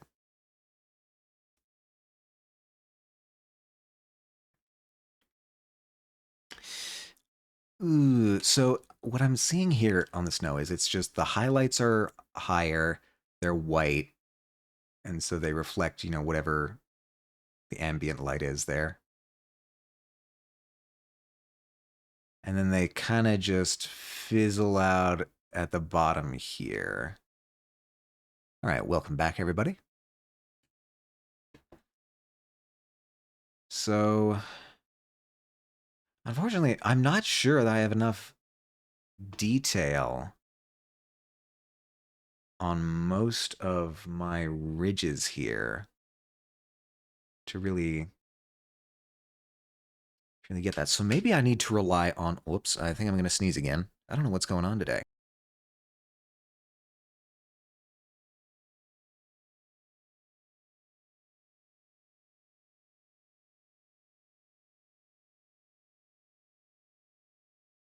All right, I think we're back.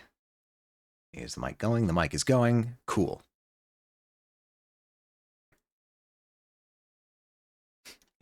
Back, and bless you if you sneezed. I did. Thank you very much. Where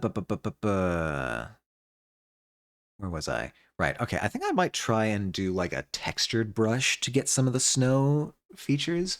Maybe that's the play. Maybe that's the play. Let's be smart about this. I have not the blend. My paint. I have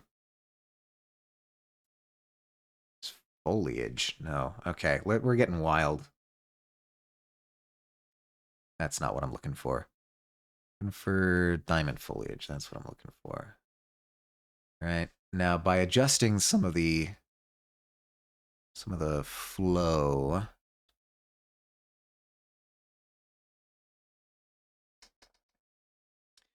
might be able to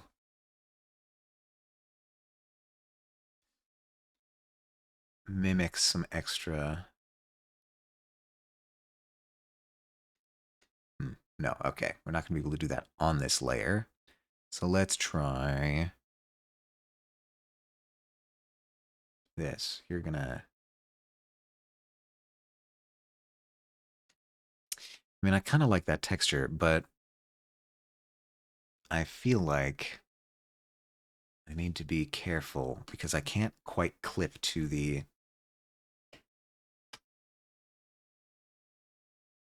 I'll tell you what I'll do. I'll tell you what I'll do. This doesn't have anything on it, right? This layer is clean. All right. Delete this. What I'm going to do is I'm going to create another copy. I'm going to create another copy of this layer. This is just this stack of me saving my progress for in case of later. And now if I paint on this layer, it's not going to work because it's, no, that is normal. Why isn't that working? Oh, because it's tiny. All right.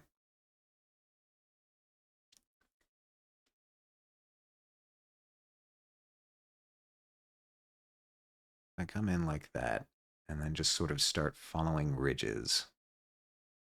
Maybe that texture will be enough to save me.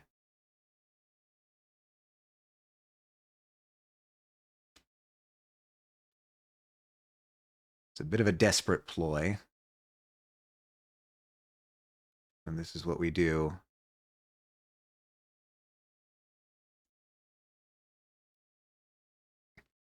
In the pursuit of art.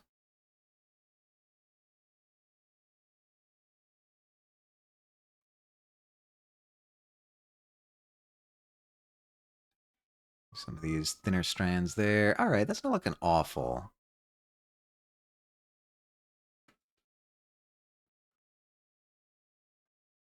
I think I kind of like what this is here. Again, this shadow ridge here has sort of been messing with me for a while now.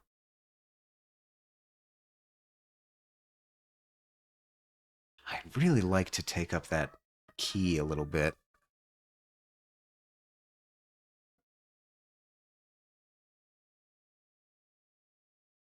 Okay, okay, okay.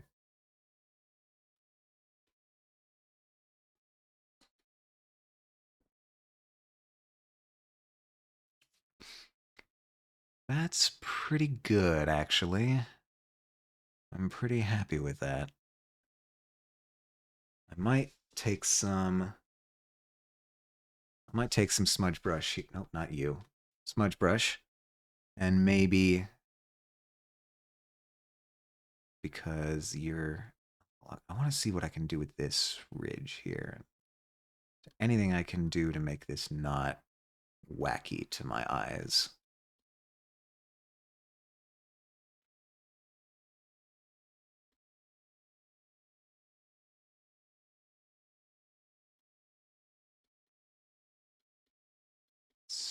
It's quite wacky, I'm not going to lie.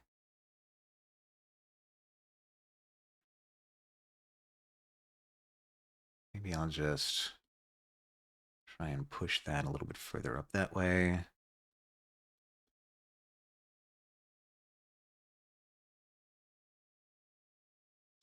Maybe even go with a harder edge on some of that blending there. Push this up, maybe get a sort of mini crevasse up there to replace the one that we got rid of there. I think that's looking pretty dang good. Now, question is, do I want to blend out any of what I see here on the snow? I might just on a couple of places. I want to go overboard with it. I want to blend everything out and make it look like a mess, but some of this I think is fine. Okay, sorry, I was making a protein shake. He's getting swole, folks. Ah. What's the thoughts? The thoughts is I'm kind of liking the way this is looking now. I'm pretty I'm pretty satisfied with this tentatively as a snow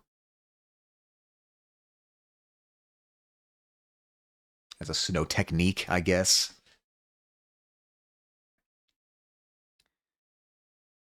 I might what I might do is I might bring the opacity down on this ever so slightly. Hmm. I don't know. Maybe I don't want the mountain to be super high key. I want it to be a little in the back.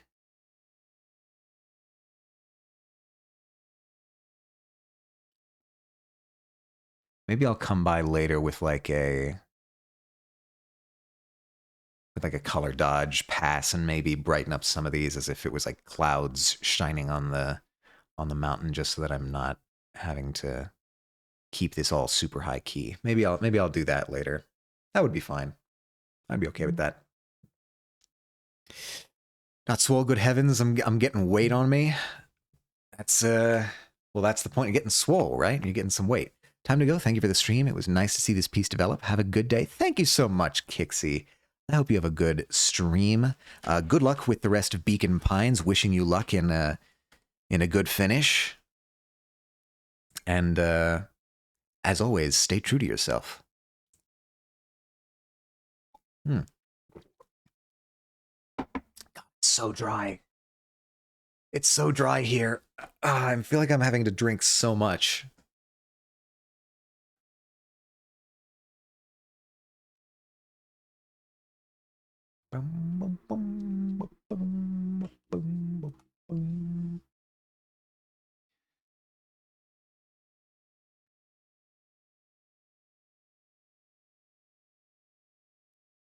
All right.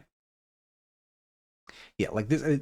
If this is sort of the highest key of the clouds, this is the kind of light that we're getting. So we're probably going to need to come back through here with a color dodge pass to get some of that value back into the mountain. But I don't want to go too nuts with it because I sort of like how it looks as a sort of low contrast, somewhat desaturated, distant object. I do really like that feel. So I don't know. Maybe I'll try getting some high key areas, maybe down and slightly on its slope, maybe a little bit up here at the top, just to sort of add some accents of light, but still keep most of it in shadow. I think that will wind up looking nice. Okay, so back to the to-do list. We've got this here I can remove. Oops, not you. The to-do list. Remove that. Okay. We've got color on the mountain. That's good. I think I will actually just, for the sake of completeness, write down maybe like a color. No, that's awful. That doesn't look good at all. Need color dodge pass on some of these grounds down here. All right. Color and light on the buildings. I may put off. Yeah, I'll also finish this. Oh god, the list is just getting longer. That's not what we want to hear. All right, I guess since we're working on the mountain now, let's finish up the mountain. Let's do this ravine inner structure here.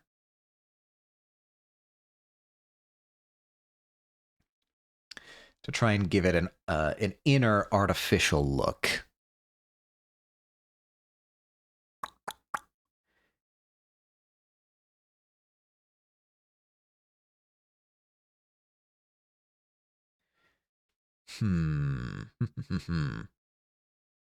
How do I want to handle this?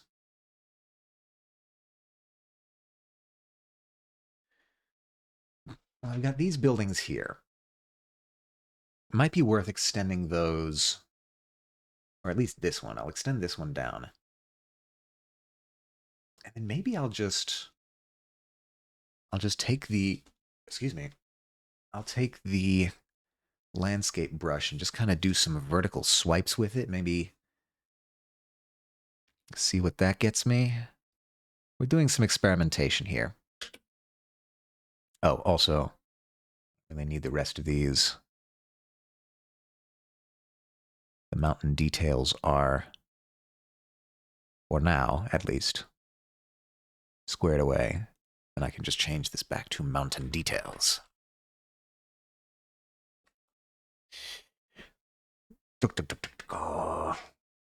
In here, I'm gonna turn the mountain details up so that I can see what I'm doing.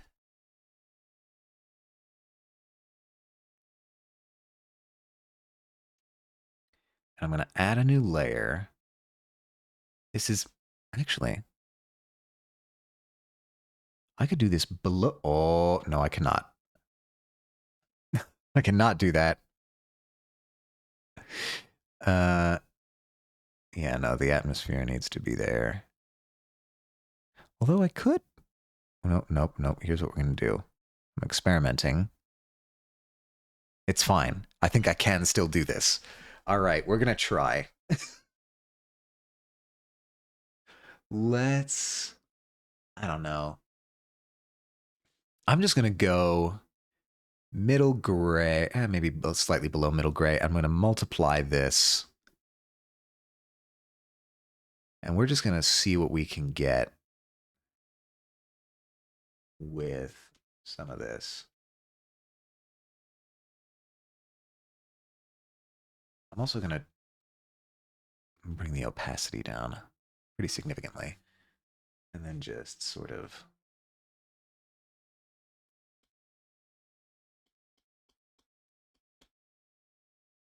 in here. This is all going to be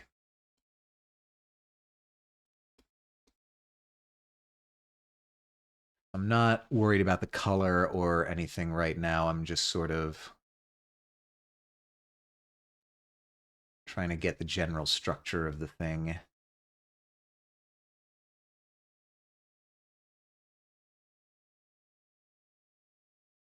I'm not sure this is the right brush for this.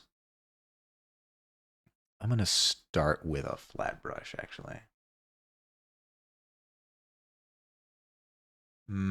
No, no. I need to, if I'm going to try and keep the natural texture, I need to have this out. Maybe instead, I'll just keep this at like 50% opacity.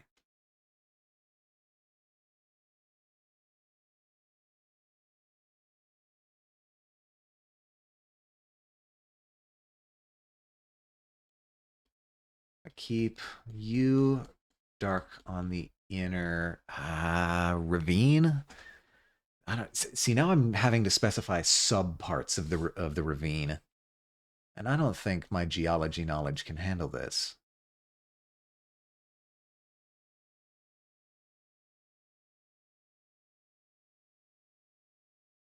Where is a geological taxonomist when you need him? Am I right? We've all felt it before. Jack! Thank you so much, Jack, for the hydrate and stretch. I will do both. Because I have needed to hydrate a lot today. The air is quite dry where I am. Hello, hello. How are you doing today, Jack? I'm going to stretch. Everybody, this is my reminder to take a stretch for yourself. It's always a good idea to stretch, especially if you're sitting down for long periods of time at the computer. Stretch is always a good thing.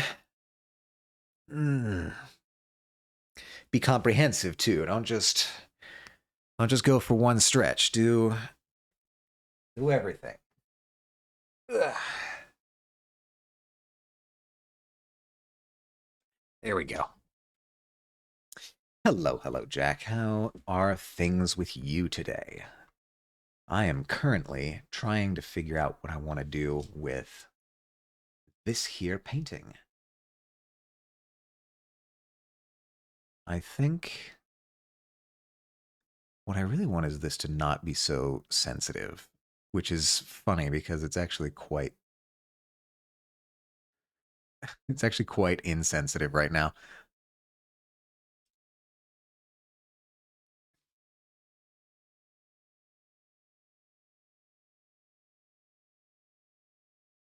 I want this to be up and down. I want this to be a hard edge in the inner structure of this mountain.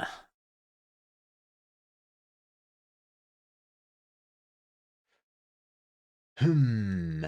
Let us see. I want to clean this up. The trouble is that I'm fighting against brush density. That's why I'm having such a hard time with this.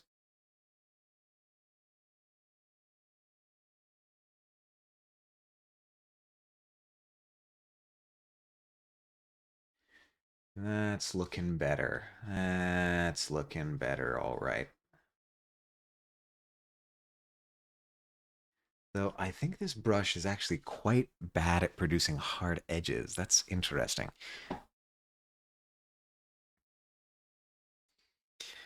Now, I also like that we've got space in here to do something with litter. I might stash a building in there now that I'm thinking about it. But that's getting ahead of ourselves. Let's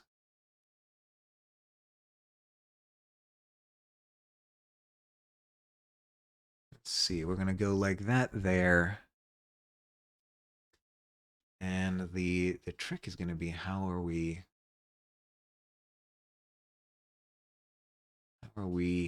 delineating this edge?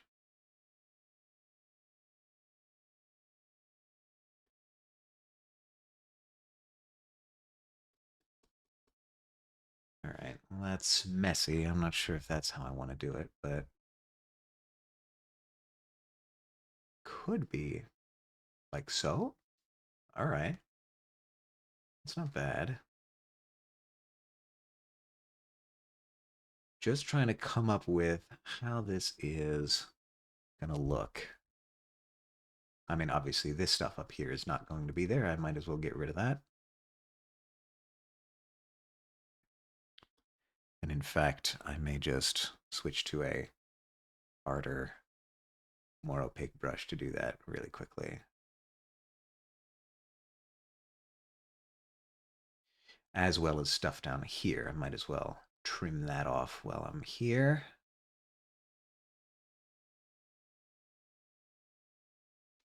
Same with all this stuff up here.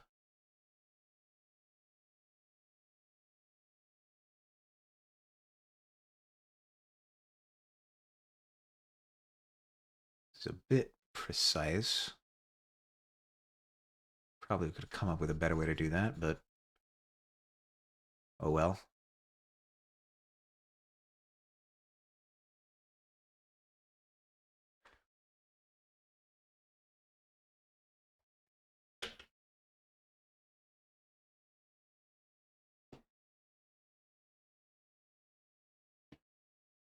How does that... Oh, that's not bad already. That's not bad already.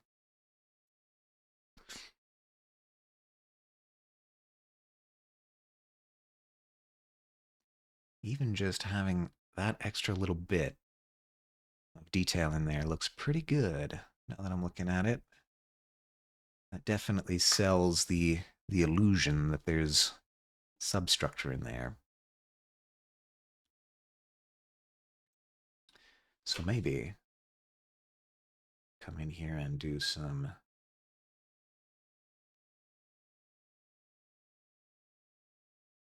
more. Maybe I come in and do like a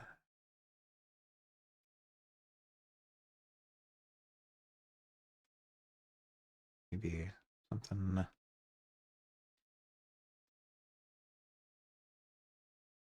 like this.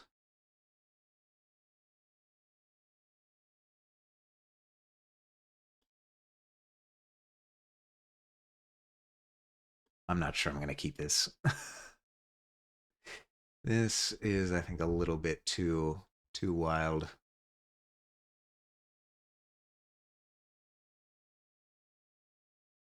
But having like some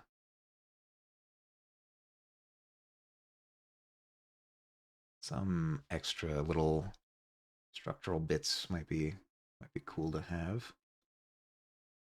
Just to rough up some of these clean lines in here.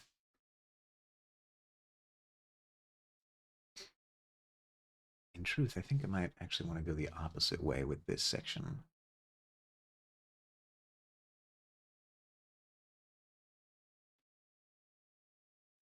And also I'm going to need to keep in mind that this is going to this ridge of the mountain is going to cast a shadow on the far side. I think it would even be reasonable for this to be a somewhat hard edge, so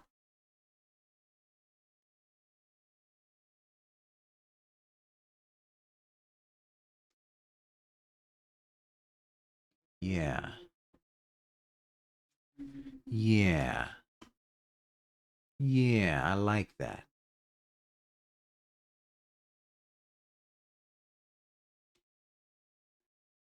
Can I get something extra in there? I don't know. Kind of just fucking around with the shape right now.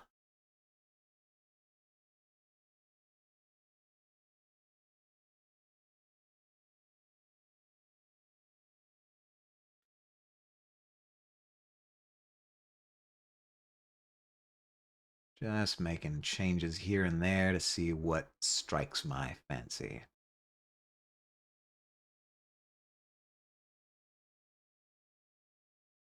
Making little changes to the shape.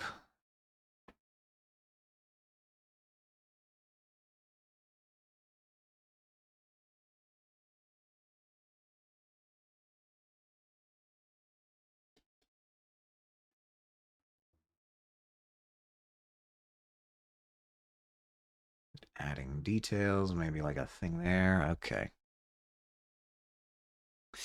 Let's extend the buildings a little bit further.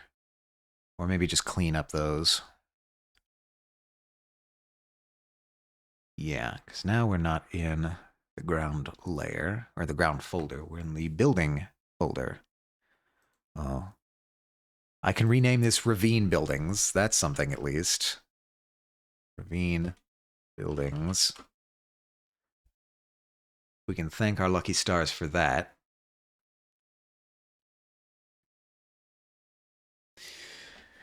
And so now the question is, how are we going to deal with some of these smaller structures up here?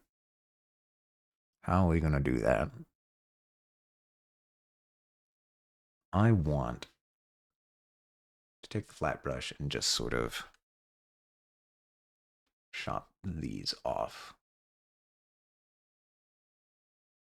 Oh, that was covering up a piece of the... Okay, I didn't know that. All right, just get you, like a couple of you there sitting on the top edge.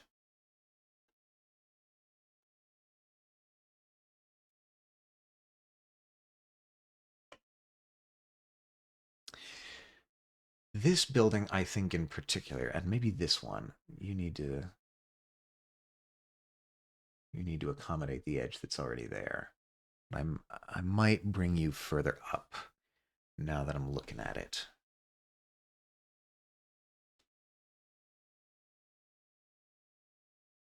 Just to create a sort of point of contrast there.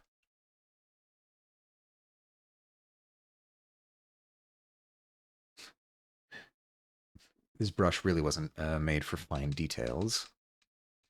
At least not at that size. And then I'm gonna... I don't know, how far down am I gonna extend you? I think all the way. I'm gonna extend you all the way. We'll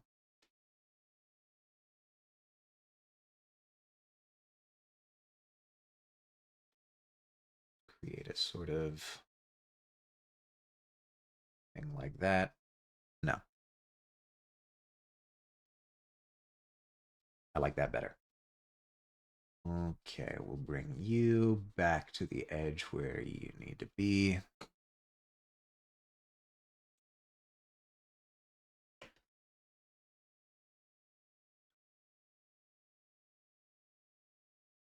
Yeah, yeah, I'm liking this. I'm liking this. We got that building there. I'm thinking I might want like a something else in here. So maybe, nope, thank you. Something, I don't know. Let's make up a shape. Let's make up a cool building shape. Maybe this comes down.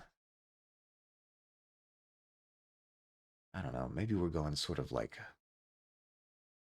obelisk shaped.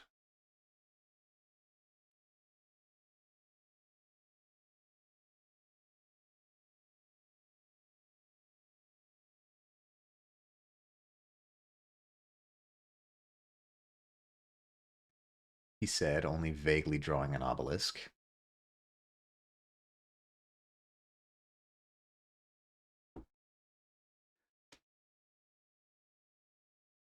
I think that might actually be too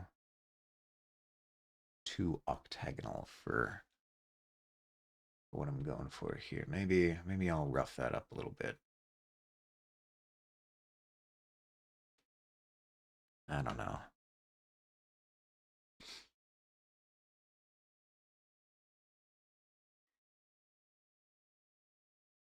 You definitely, I need to bring you back into alignment with the edge.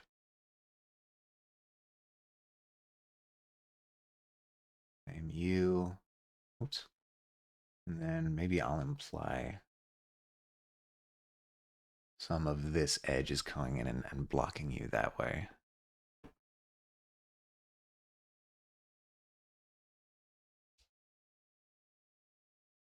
Figuring out exactly what angle I want this to be and what shape I want it to be. It's not, hmm.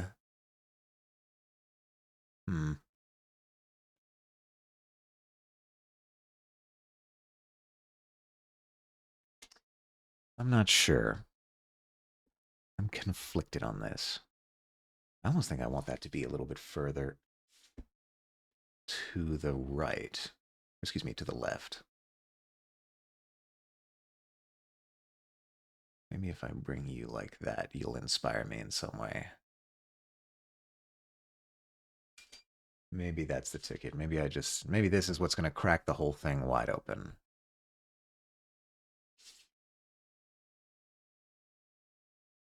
Bring you down further like that.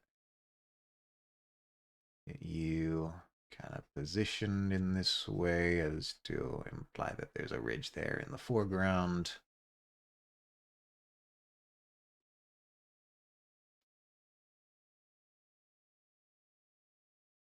I don't know if I want to go super detailed on the interior building now that I'm looking at it. Yeah, let me actually just... Well, I called that almost perfectly. Okay, cool.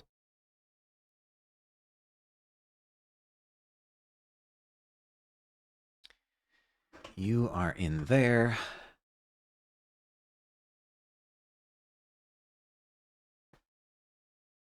Except now that I'm thinking about it value-wise, this should... Now that I'm on my PC, that snow is quite good. Oh, thank you. Good. That's good to hear. I wasn't sure about how to approach it, but I think it wound up working.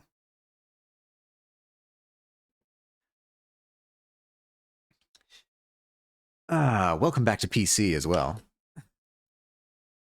Very good show, very good show. Good show, lads. Good show. Oh, I should probably save. Do I have one of the save redeems? I feel like I do. It's been a long time since I checked them. So long that I forget where to look for redeems. I have a save the game redeem. That's, I don't know. That feels spiritually different.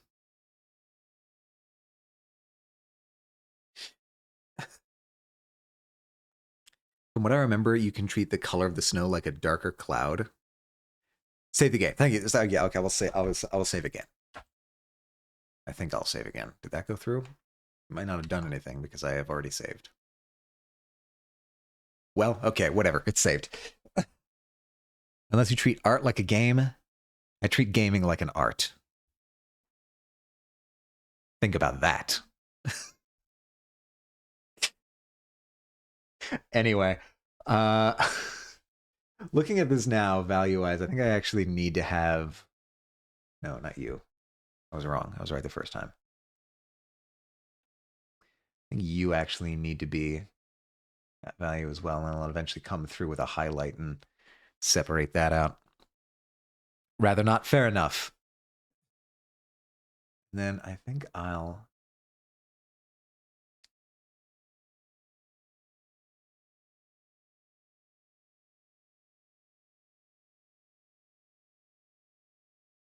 I don't know. Maybe I'll...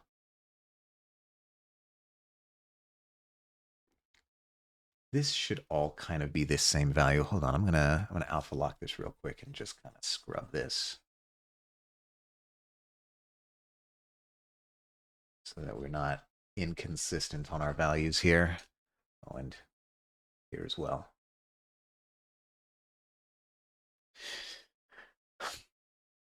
Treat the color of the snow like a darker cloud. I guess that's kind of where I wound up. I don't know. No, it's definitely where I wound up. Absolutely. This is way darker than the clouds. At least in the highlights.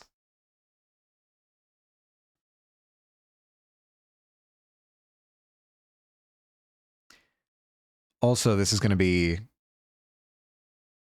the key of the mountain is going to be lower than it actually is. So like actually now that I'm looking at it, I should probably get this back down to where I want it.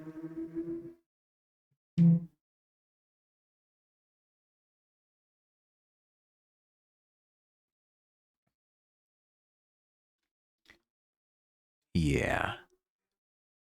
Yeah, I think thankfully I do not need to readjust the colors. Atomica Dumpy, that's me. That's me. Hello, Echo. How are you doing today?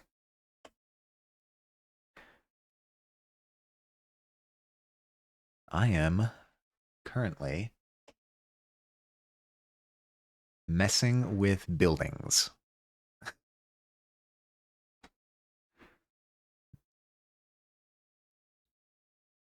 Hello, Echo. Hello, hello.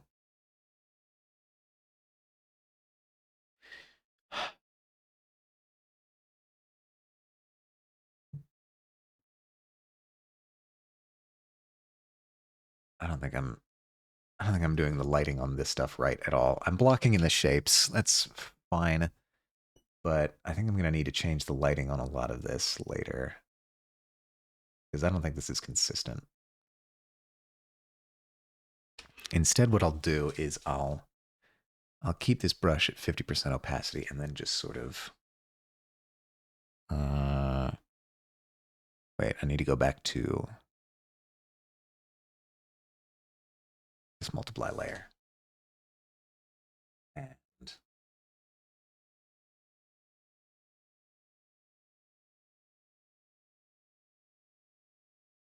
give like a sort of something for that back there.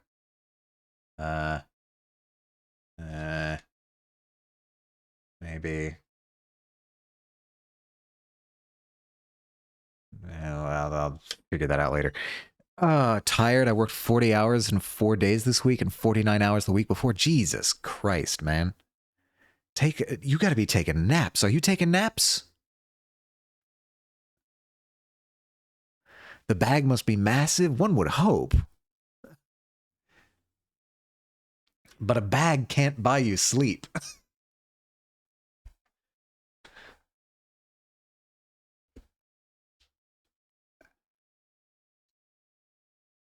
I'll do this.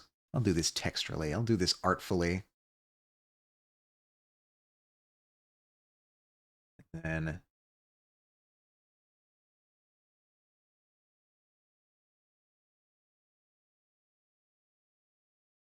mm,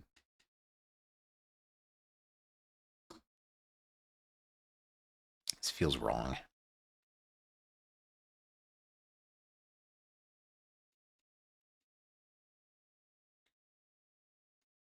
Yeah, I'll just maybe even lower opacity. And I'll just sort of filter that out slightly. Oh my god. Oh, excuse me. Sorry, I couldn't get to the button. I don't know why I'm so sneezing. I'm sneezing, I'm dry. It's the winter, or it's getting to be the winter.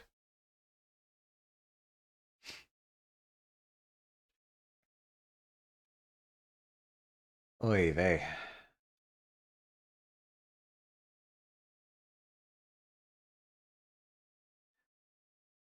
Bless you. Thank you very much.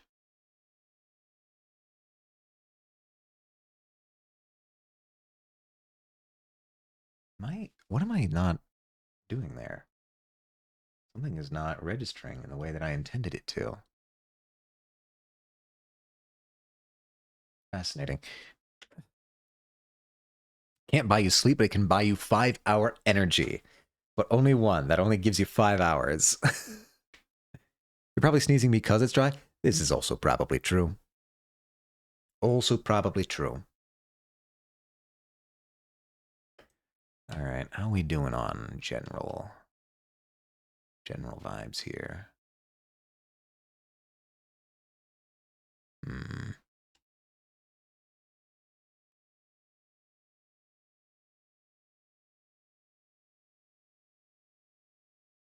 Well, I definitely like the structure that I've got on the mountain. That actually turned out way better than I expected it to. I like that genuinely. I honestly, the only thing I might change is I might fade out some of these shadow lines here.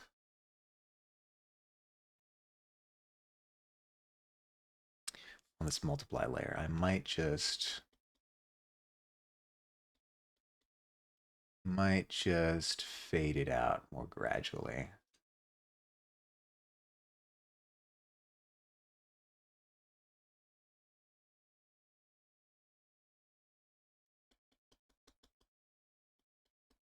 Just so that it's, yeah. It's very cool. Reminds me a lot of an old Halo Reach skybox. Let me grab it real quick. Oh, I think I know what you're talking about, actually. It's like that split mountain. Yeah, I guess it is, kind of, yeah. Maybe that was an unconscious inspiration. I mean, the explicit reference that I'm using here is this photo of Mount Fuji, but otherwise, yeah, I think I know what you're talking about. Bingo, love that mountain. Yeah. I wonder, honestly. I haven't seen a picture of that in a while. Let me. Halo Reach Mountain. How baked into my subconscious was this?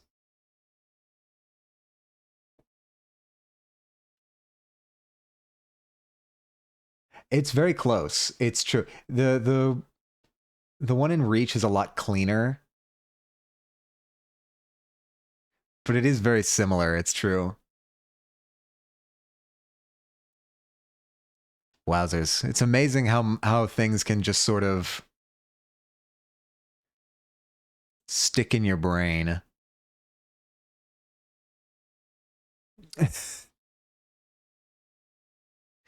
What if? What if?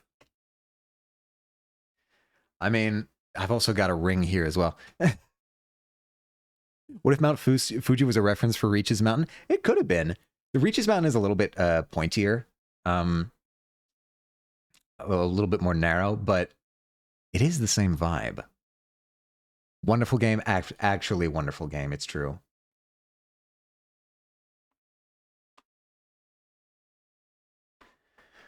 Now, let me see.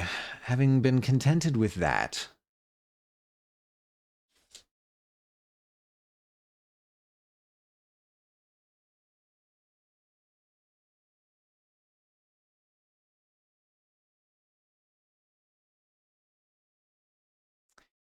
let me...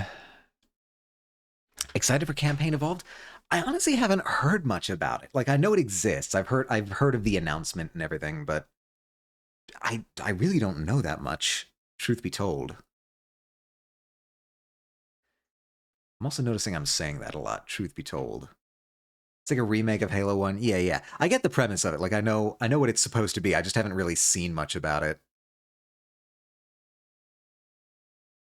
Those times also don't include the time for driving and also breaks. Oh, jeez. Echo, you're killing me here. Although I imagine you're worse for wear than I am. Looks weird. I'm not too excited to be honest. Really? Why do you say so? What's uh what's troubling you about it? One thing that I'm also noticing is that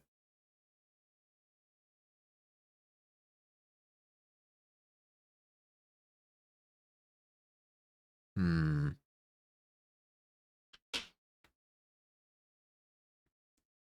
I feel your pain. Oh, hold on. I'm behind the times. Halo Combat Evolved doesn't really need a remake. The game holds up phenomenally well. Plus, Halo Anniversary was not great, killed the art direction in a lot of ways. Well, but maybe this is an opportunity to correct that. Is there, could you imagine a good version of Halo Anniversary? Perhaps that is what Campaign Evolved could be. I don't know how far into development they are right now, so I feel you pain Echo. I've had years of that nonsense. I spend an hour driving every day just for work driving. Damn. I hope your situation gets less strenuous. Because that does not sound fun. No siree, not one bit. It's better, I will say it's for sure better. Okay. See, that's improvement. I hate that the sprint allowed them to just skip the dark hallway on Silent Cartographer. Do they have a sprint? Really? I mean, I guess they could just make the hallway longer. Kind of wish they did a Halo 3 remake instead of a second Halo 1 remake. Yeah, you know what? That's a good point. That's a good point. Why haven't they done a Halo 3 remake?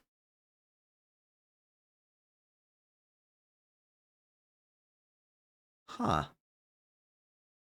It was such a cool set piece, and it's literally blasted through. Yeah, a sprint. Okay, well, I mean, that's certainly gameplay altering. Like, it alters the flow and the pacing of it a little bit, but I don't know. I suppose they could reconfigure the geometry of the maps to be like more accommodating of sprint. But then you're just effectively just building the whole thing from scratch again. Not that Halo 3 needs a remake, it's already a perfect game. I would argue that some of the facial animations could do with some buffing. But I think that's something a remaster could fix. I don't think you'd need a whole remake for that. Maybe, like up the resolution on some of the textures, maybe some of the meshes if you're getting fancy with it, but I think you're right. I think Halo 3 doesn't need a remake. I think at best it could stand a remaster. I'm I go back and forth on whether I prefer remakes or remasters for classic games. I think if you're going to do a remake, you've got to bring something interesting to the table. You've got to if you're doing a new version, you've got to do it in some interesting way. Otherwise, I think I prefer remasters to just sort of like almost like conserving paintings to just sort of keep the original artistic intent, carry it forward into the new generation. That's how I think about it anyway. They're also adding a lot of guns. So I'm just really worried about the sandbox. Why are you adding guns? What is no, okay, I'm starting to get a little wigged out by that. Now you're just fundamentally altering the game. There are plans for a remake of all 3 Halo games leading up to Halo 7. Huh. Interesting.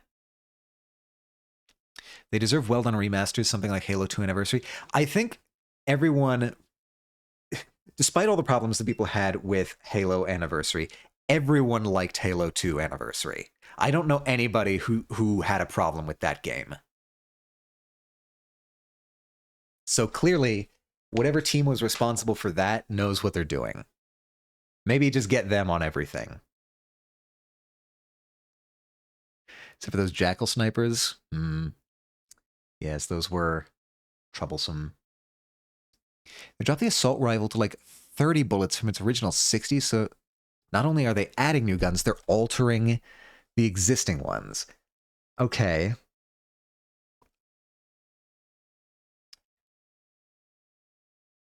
So this is definitely a remake instead of a remaster. Right? Because they're altering like gameplay stuff. So this is now its own thing. At least in my eyes. I think this is its own thing now. So, look. If they're making those changes, maybe they're making other changes. Maybe the changes complement each other.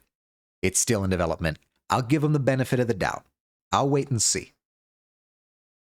Maybe, because changing it from 60 to 30, like that feels very specific, right? It's not like, all right, if they just wanted to like make it, if they were using marketing brain and they were just sort of adding a whole bunch of stuff for the sake of adding stuff, they wouldn't be like altering the ammo count on old guns. That to me implies a more specific intent. So maybe they have an idea of what they're doing. Maybe they have a plan. I'm willing to see them out. Yeah, they're trying to bring the assault rifle down to what it is for existing games. They're not adding new guns. It's just guns that were available in later games. But yeah, it's not a one-to-one remake. Quote-unquote new guns. All right. I think I start to see the landscape of what's happening here. Speaking of landscapes, I should still be working on this while I'm talking. Yeah, I can see... I can see why they would do it, but I don't know. I remain skeptical. Well, the assault rifle was replaced by the SMG in Halo 2, so having both the OG AR and the SMG, which functionally accomplish the same thing, would just be unnecessary.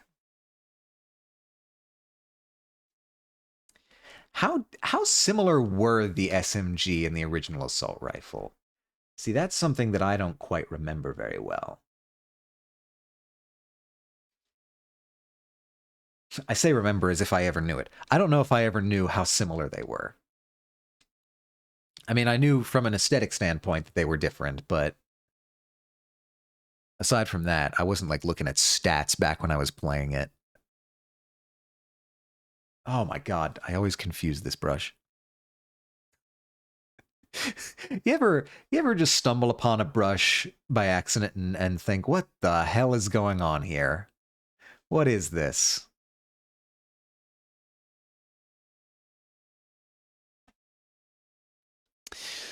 Both had 60 bullet mags and fired fast. The SMG just dealt less damage because you could hold 2 guns at once. So was the idea that if you had 2 SMGs firing at the same target, each SMG bullet was effectively like half the strength of an original AR bullet? So that 2 SMGs is effectively equivalent to 1 AR?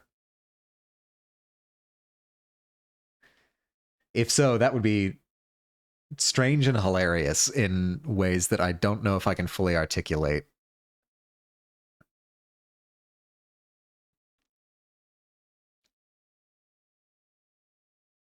I'll figure out what I'm doing with you guys at some point.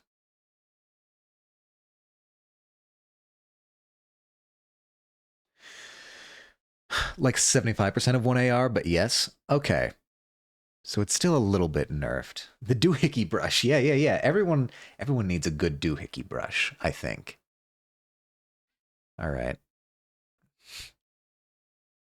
Each SMG was like 75% of an AR. So with two SMGs, you're actually stronger than an original AR by a slight amount. That's interesting. That's an interesting design choice.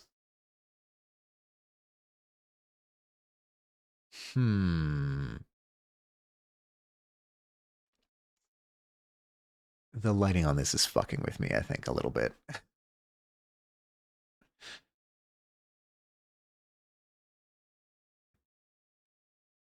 Yeah, but you can't melee because if you melee, you drop the offhand gun. Right. Okay. So was that all? It was it just kind of like a balancing attempt? It sounds like a balancing attempt to me. I don't know. Maybe that's just my naive sensibilities. But all right. Sorry to do this to you again, but I'm I'm gonna try and add a little bit of uh no, no, that's too broad. It was a balancing attempt. Okay. Yeah. Halo 2 is a really fucking interesting sandbox. The guns in Halo Combat Evolved were insane. I I never actually played the first game, so a lot of this is just kind of being relayed to me secondhand. But I remember of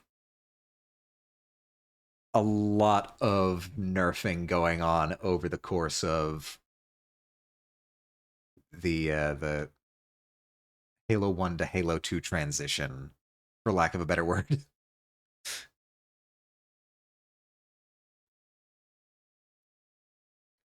All right, we're just gonna. Are you just white? You are just white.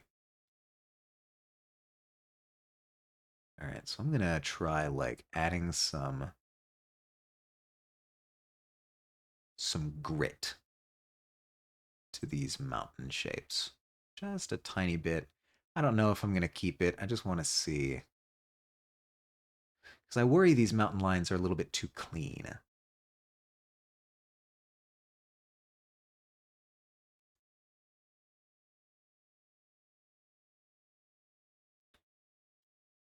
What does that look like? Honestly, not super different. Not super different. I'll because I'm gonna have more internal structure there.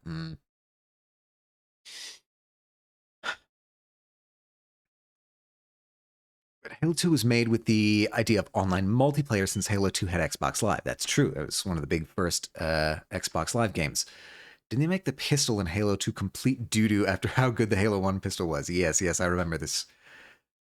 Had been made with the idea of actual competitive gameplay. Also, the CE shotgun was deranged because the idea of noob comboing was then designed, so it needed to be a simple gun uh, for getting an unshielded headshot.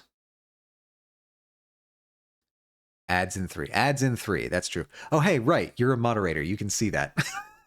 Good. Thank you. Thank you, Pandas. Yeah, mods in not mods. Ads in 3 minutes. Mods. Ads in 3 minutes. All right. I'm focusing too much on the buildings right now. The buildings are kind of a work in progress.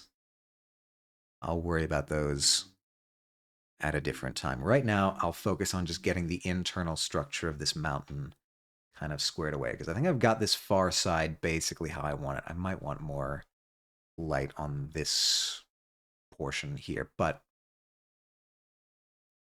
I want to get some stuff in here for this section.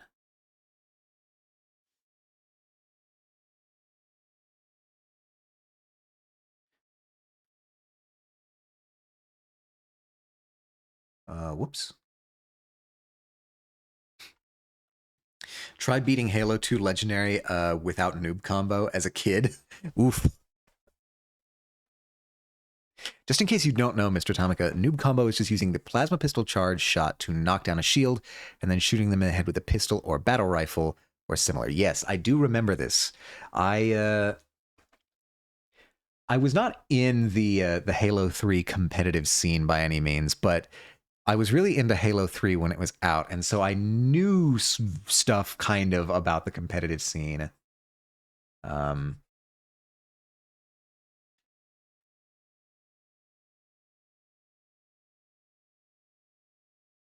I forget which color is the real one. Okay, yeah, that one.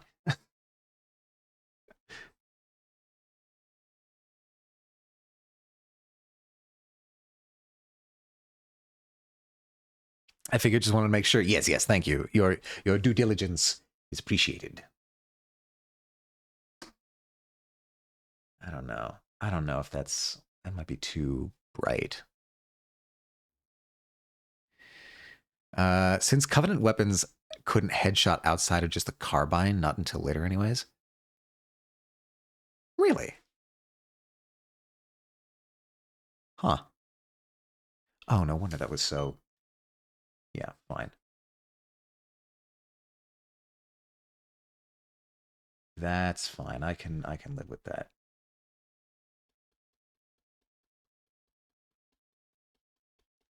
Also get some of you there. Some of you up here.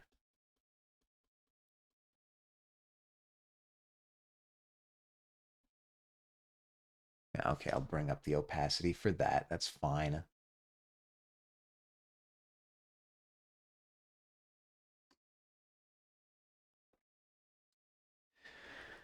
I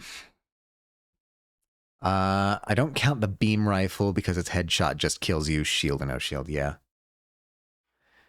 I can actually just open up the Halo 2 game manual and check, but I gotta do something real quick, so BRB. Absolutely. We're probably going to be raiding out after the ad break, because this is about the time I usually end. So, your timing is impeccable. As an AR plus melee combo guy, noob combo and snipers were the bane of my existence in multiplayer. Look, I did some Halo 3 multiplayer when... Here, hold on. I'll get that when the ad disappears. And the ad has disappeared. Perfect. I did some Halo 3 multiplayer, not competitive by any means, but I was never good at it. I don't know why, but I systematically refused to use the battle rifle because I thought, like, I was in middle school at the time. I thought it was not cool to use the same thing that everyone else was using, so I always try to avoid the battle rifle as much as possible. So, it was a principle that, yeah, you get it. It was a principle thing. Everybody was using the battle rifle, and I was like, I don't want to do that.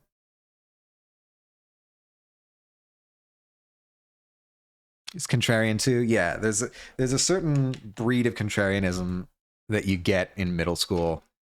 Well, in any case. Okay, so that about marks the hour where we usually stop. So I think we'll take stock of what we have here. Yeah, most of what we did today was just working on the mountain stuff. Getting color and proper definition of the mountain. This is fine. The mountain is one of the main, well, it is the main subject of the painting, so spending extra time on it is not undue. Although I think I don't like the way this looks now that I'm looking at it. I'm just going to erase this section of that. Okay, cool. All right, so this is the progress that we have made today. Honestly, not as much progress as we've made on other things. We've blocked in this ring up here. We've blocked in the buildings that are going to be going inside the mountain, and we've firmed up the color and snow and internal structure of the mountain. So I'm happy with that. Oh, a bit for good progress. Thank you so much, A12. You're the best. Thank you so much for the encouragement. Let us take a look and see who's available to raid right now.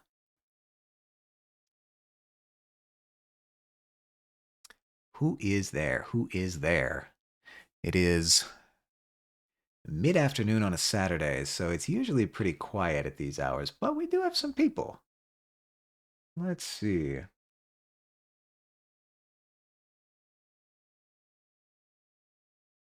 I feel like, oh, hold on, I've got audio there.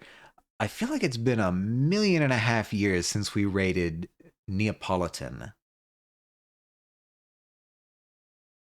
And they're decorating a planet. That's vaguely sci-fi theme. That keeps the theme alive.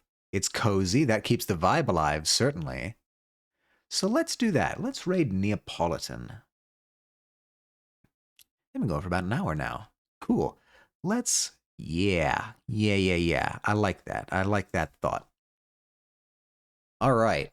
Well, I'm going to get the... whoops, wrong command. Raid messages out. Select whatever raid message you like. I think I'm going to go with the happy one today. All right. And we're going to get the raid. Yeah. Politan. I worry I have spelled that incorrectly. Politan. Politan. Okay, that should be good.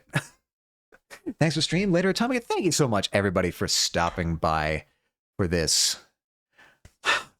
recurring art arc session where we're getting pretty deep into the mountain painting now. I suspect next time we'll be doing more building stuff. I'm going to be streaming again next week, same time, 1 p.m. EST. We're going to be doing more painting. I hope to see you all there. If not, I hope you all have a wonderful rest of your day, a wonderful rest of your week. And as always, stay true to yourselves, everyone. Liza! Thank you for lurking, Liza. And thank you for the compliments on the art. Stay true to yourselves, everyone.